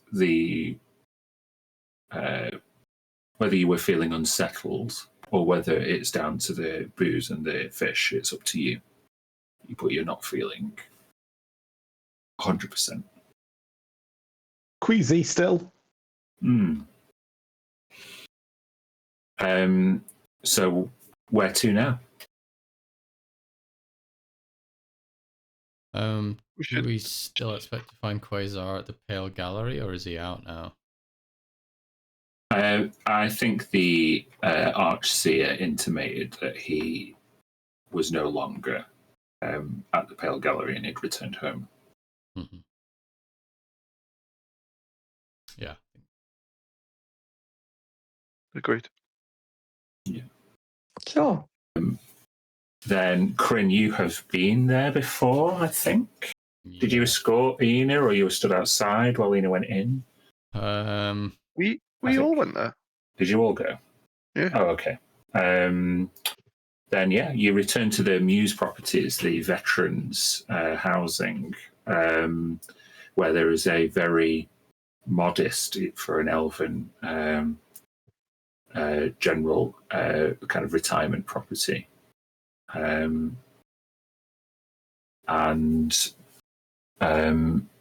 there's a nice front garden where you can see what was her name, Kirsty? Who? Mother.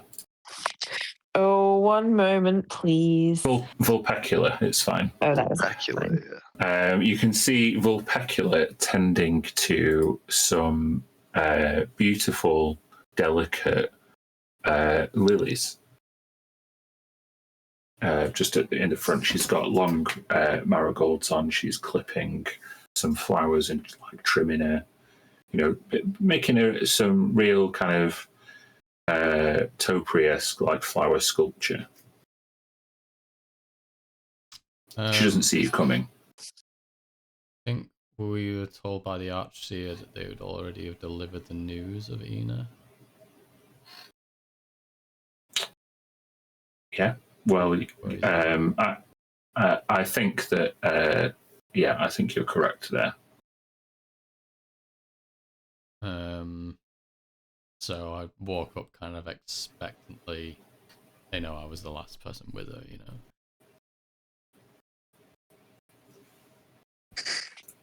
She just stands at the garden and. You see Vulpecula look up, and she sees. You see, make an insight check for me, if you will.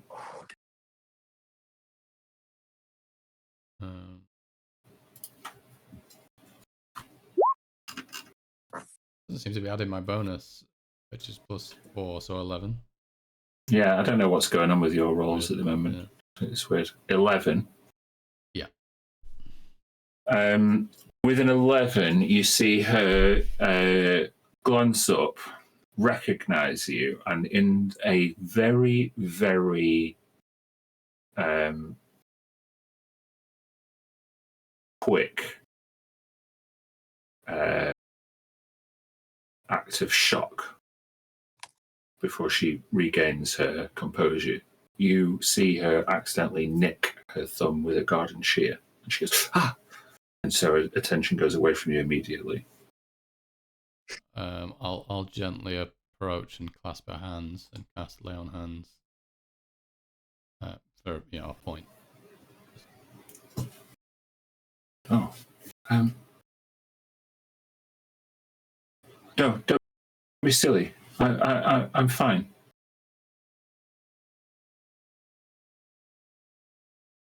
She cannot look you in the eye.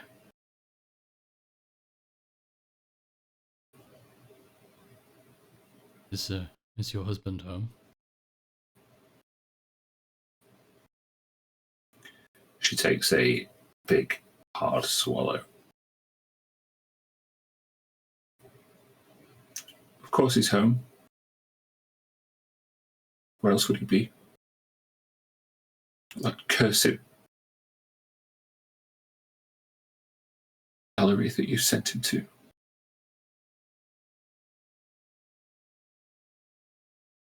Go on, he's inside. Yeah, quietly. Inside.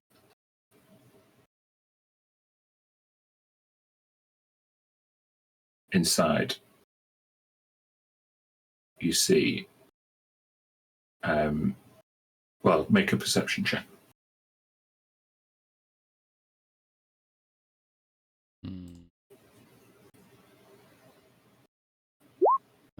13. With a 13, the downstairs lounge area has a coffee table is pushed away from the couch, and between the couch and the coffee table there's broken glass. As a cup of tea lies cold and undrunk. The door to the kitchen is open, and so is the back door that you can see from this very modest perspective of the front door.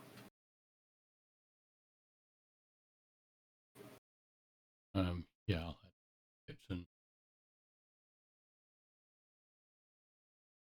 Make a dexterity saving throw.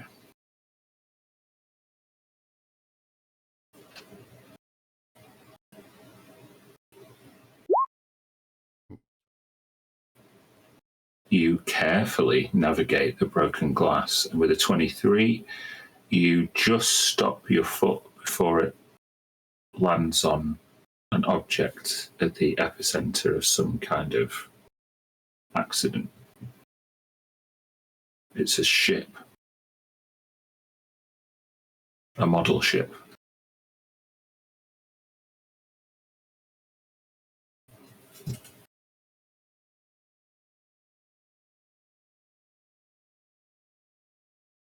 Remember something about that ship when I was there last time. The player forgotten. The model of the shot at him? No. It's a ship that Quasar was building inside the bottle when you were last visited here. Do you carry on or inspect the ship? Yeah, I would pick it up to place it on the counter. As you pick it up, you see this is a meticulous model of a spell-jamming frigate.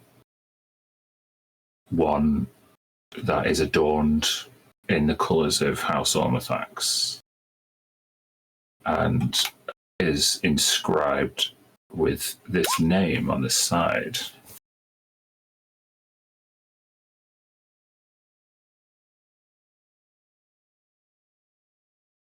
The inscription is fresh, as if he'd named it within the last few days, or even hours.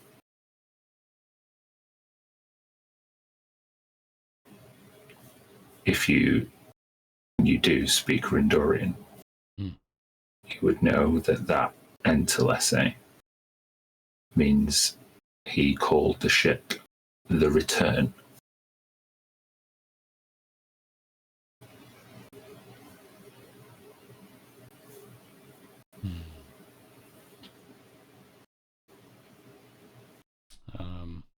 We'll gently place it on the counter.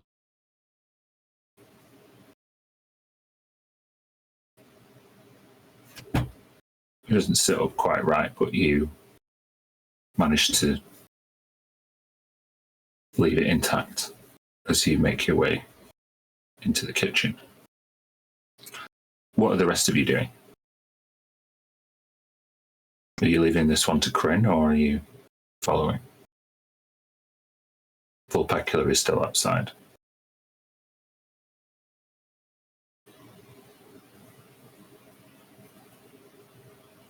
I don't know if we met the mother or not. We definitely met Quasar. Vulpecula was definitely here the last time you were here, and she was pouring pots of tea. Mm. Yeah, we definitely did. Last time we were here, we went in the house when Ina was with us. We have met them both before. I think Quinn just had some more extensive, single conversations. You guys might still admit.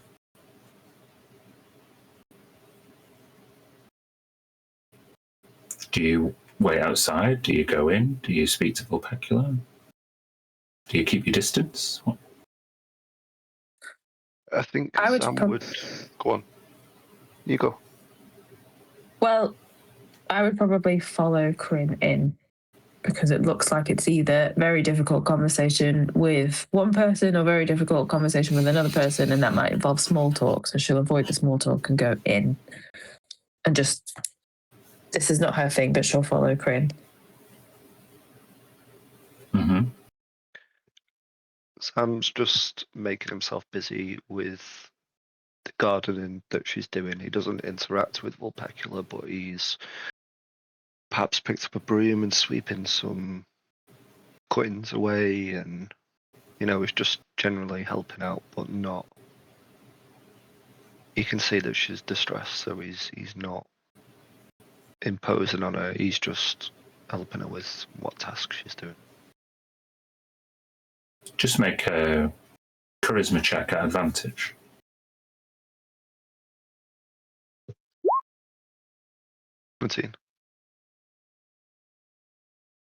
She, you can tell, is relieved and grateful for your respectful silence and assistance. She has no room for words. Yeah. She's I get that. busying herself. Tua, what about you?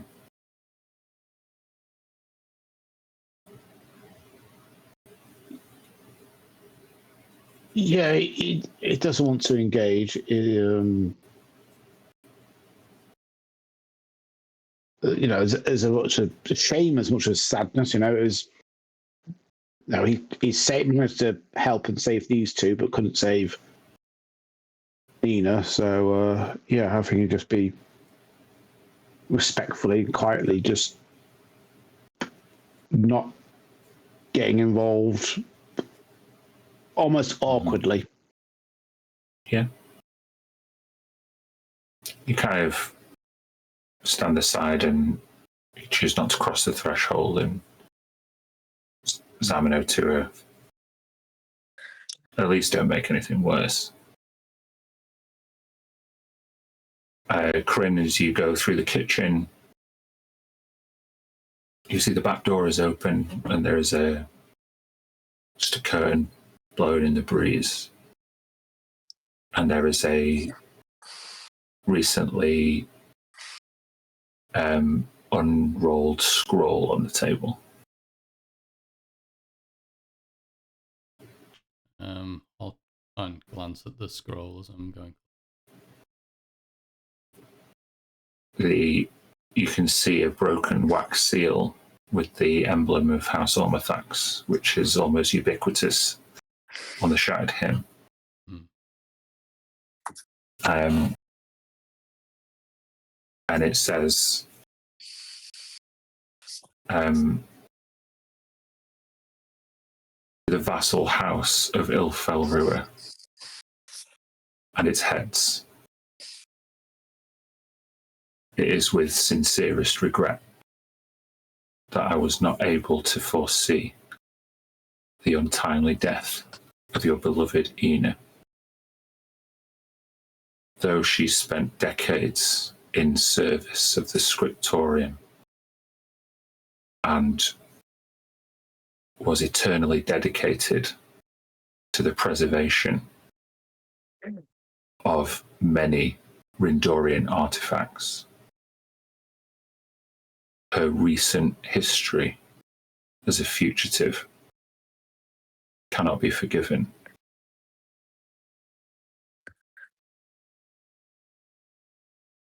And your status as a vassal house of House Ormathax will be re-scrutinized by the Triarchy in due course.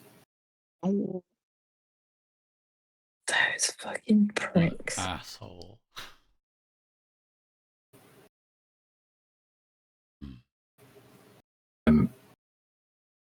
Yeah, the ink is still wet on it.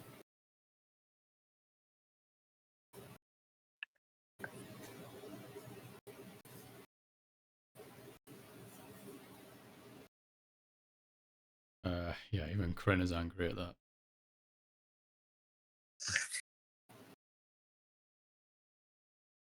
You smell the faint aroma of tobacco on the wind. One that brings you a small sense of familiarity in this very strange elven place. We'll head out back and find Quasar there.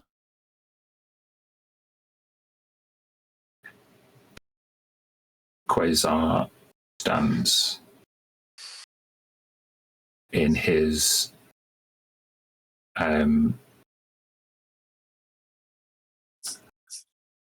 military plainclothes, his like training fatigues.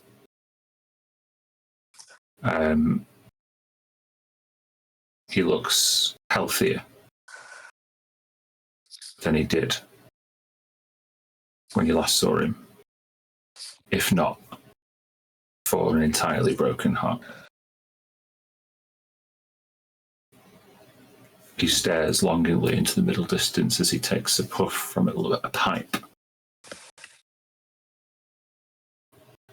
And as he blows out the fumes, they blow back onto you. He's facing away from the house. I'll stand sort of next to him, just slightly behind.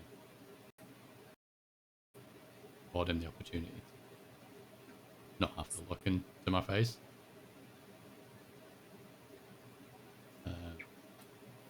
Just stand there for a second. Any reaction?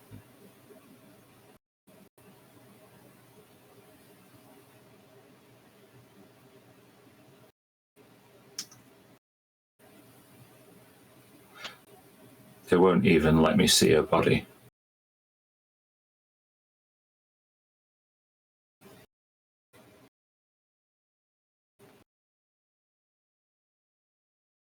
I'm ashamed to admit that I've done this enough times to understand there's no comfort I can offer you. I do accept the full responsibility of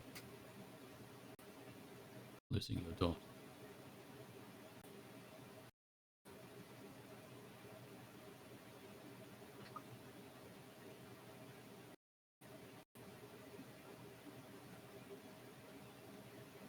You know, she wasn't ready. Dornavar is the one who thrust her out the door on a diplomatic mission to Elaroon.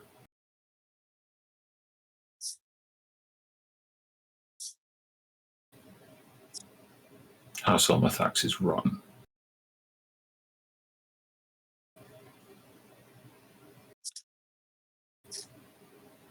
Was misguided, perhaps. You employed the means of an experienced escort. You should have been safe with me. Safe from what?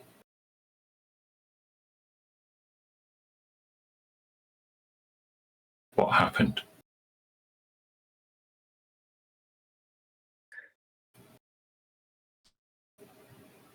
Ways are these creatures? Ever heard of such a thing as a Zilithid? He coughs. Not ready to sharply intake some breath while smoking.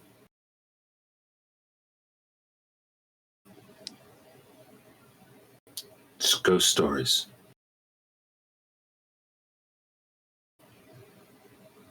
goblins from beyond the Vale. We had platoons who'd encountered them, sure. Nautilus ships.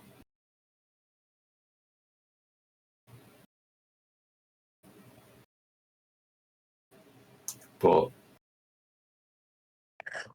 it was a millennia ago. Not in my service time.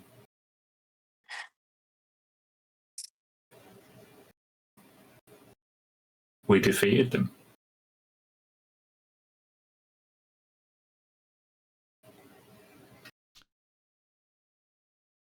Quasar, I'm sorry. They're still very much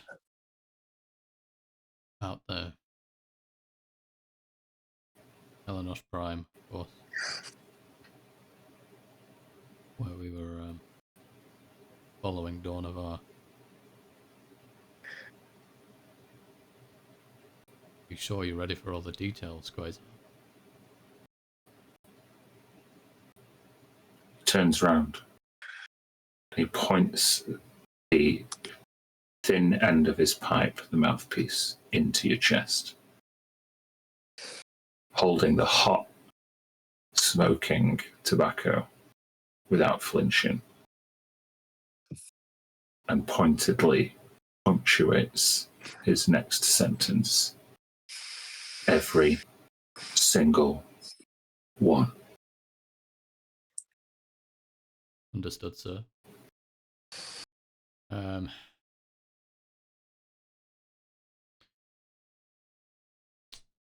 of Ar had supposedly been in search of either a dead god or an exodus. What? Obfuscated, which, whether he knew himself or not, he reported that in a temple in Leminigrod, he'd find whichever or the other. There we encountered a priest who, as it turned out, had been possessed, influenced by this Zilithid. When we found the chamber in the temple littered with the bones of a ginormous creature, I wondered myself if that was the skeletal frame of the dead god and it. Once we entered the chamber with its skull,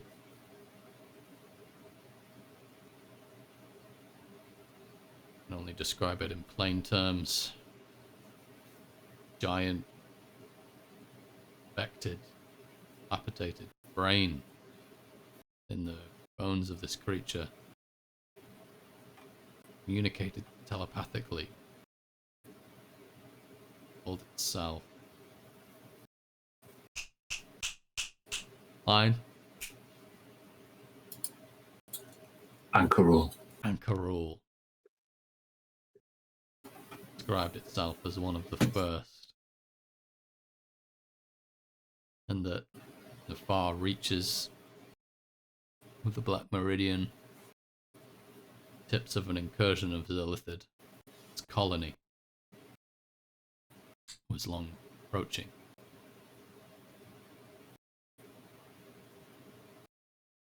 In the chambers beside this one, we encountered smaller, although themselves large humanoid forms.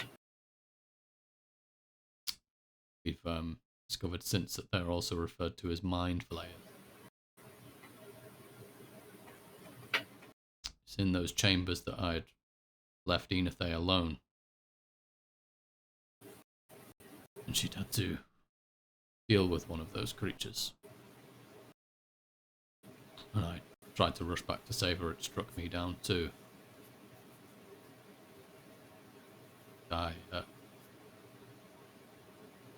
He just kind of cuts off that trail of the conversation.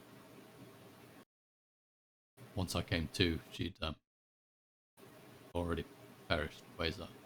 Sorry.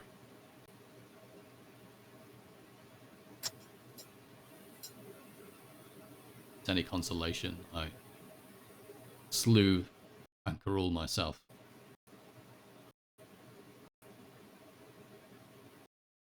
You had no idea what you were walking into. Yes, sir. You're lucky to have made it back. You're a good soldier. Wish I could accept the compliment, sir. Unequivocally, I failed.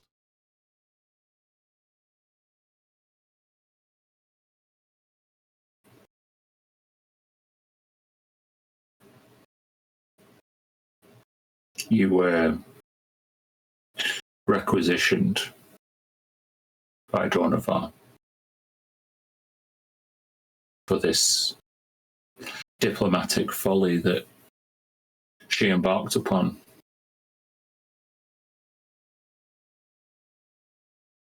Even though you didn't know what you were going to encounter, either on Elaroon or Kelenosh Prime.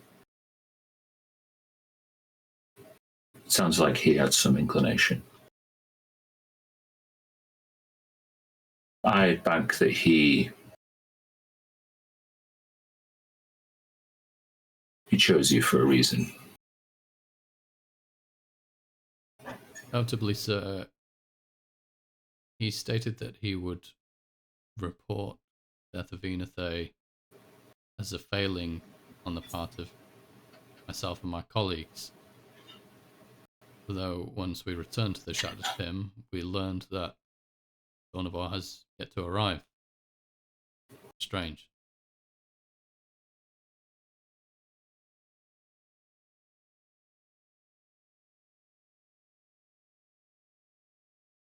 That is fortunate for him.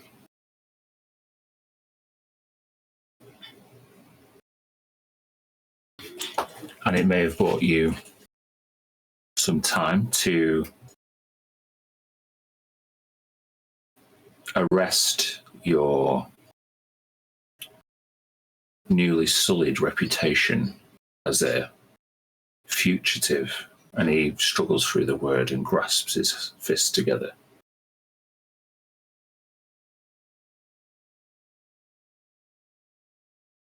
But I wouldn't bother.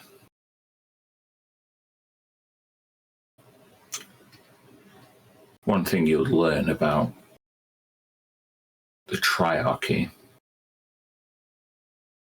is that it's obsessed with its standing. Each house worried about its rank, bronze, silver, or gold in the eyes of the remaining populace. House Ormathax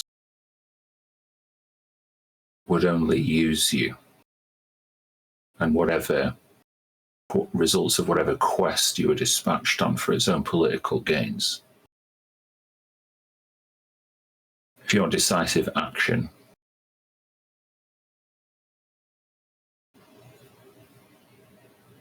I wouldn't leave yourself in hock to that bastard for another minute more. Archseer.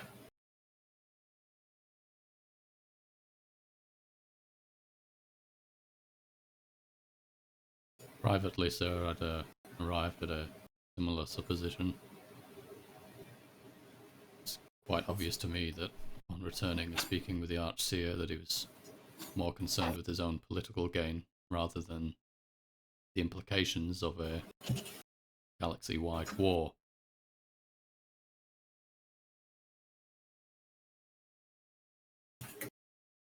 Then there only leaves one thing to be done. Exactly what he's told you to do. Go and find evidence of these Zilithid.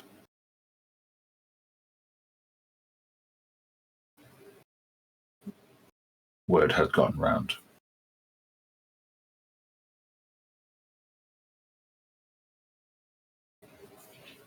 while you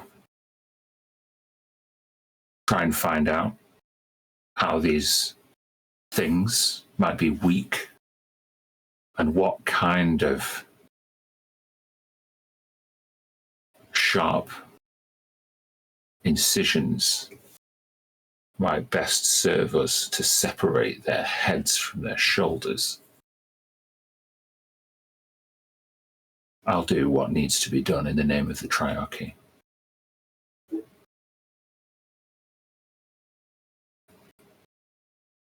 When you return to the Shattered Hymn, I'll either be dead, or House Ormathax will no longer rule. He throws down his pipe. Damn. And offers you a hand in rebellion. Quite right, sir. As I go to shake his hand, I've palmed the harmonium core I borrowed. And him in the handshake.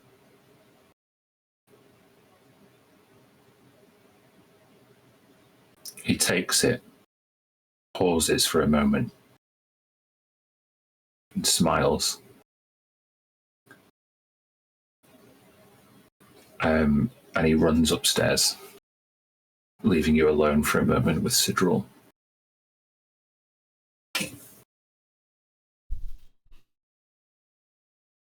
Doesn't get any easier. You okay?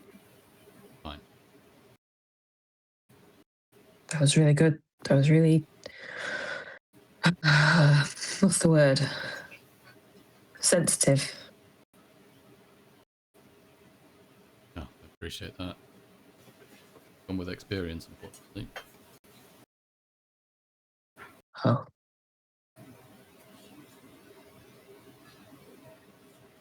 He's a fucking badass.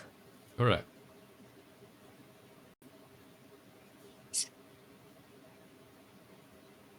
I think he's going to do it. I think he's got a damn good chance. I also think he knows damn well it's just that. Only a chance. Mm. The Archseer might be a selfish lunatic, but does harbour a decent amount of power. A lot of influence. Of the religious, fervorous kind. Goes a long way in crushing a rebellion. Maybe we shouldn't have handed her body over to the Archseer. But we had little choice in that. And Tharavel too. Yeah, well too. Wonder what he makes of all of this.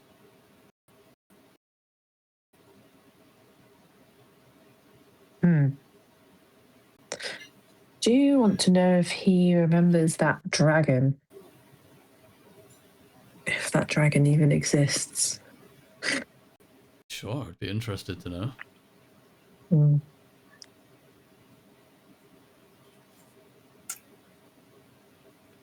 You then hear a voice from as you're stood in the back garden. It comes from Quasar as he emerges into the front garden. Darling, your things. What? Quasar, where are you going?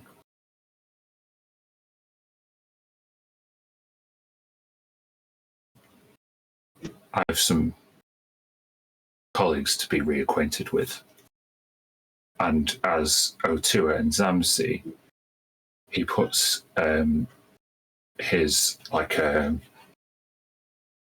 he's got like a pauldron with a strap that attaches to his belt on top of his plain military fatigues. And this pauldron, there's a little dent.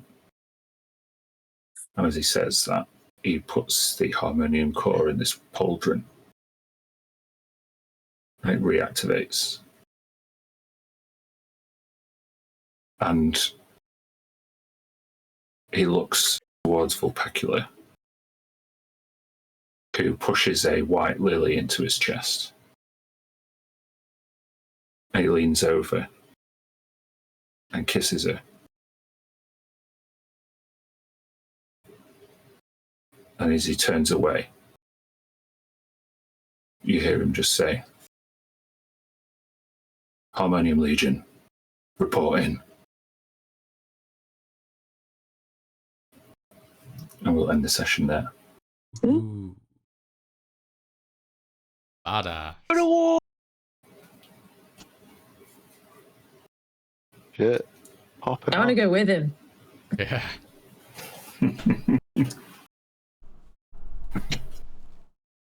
Time to get the whole team back together. What a last Yeah. mission. It's going to be loads of dusty old military veterans. Oh god, can we please play that as like a B team one shot? Yes. If you would like to play at the in-person game, Quasar's OGs inciting terrorism on House Ormafax, I am happy to do that. Oh, That'd yeah. be pretty fucking awesome. Could be fun. That would be fun. Well, I'll leave you to consider that while I say goodbye to the stream. Thank you very much for joining us. One last time.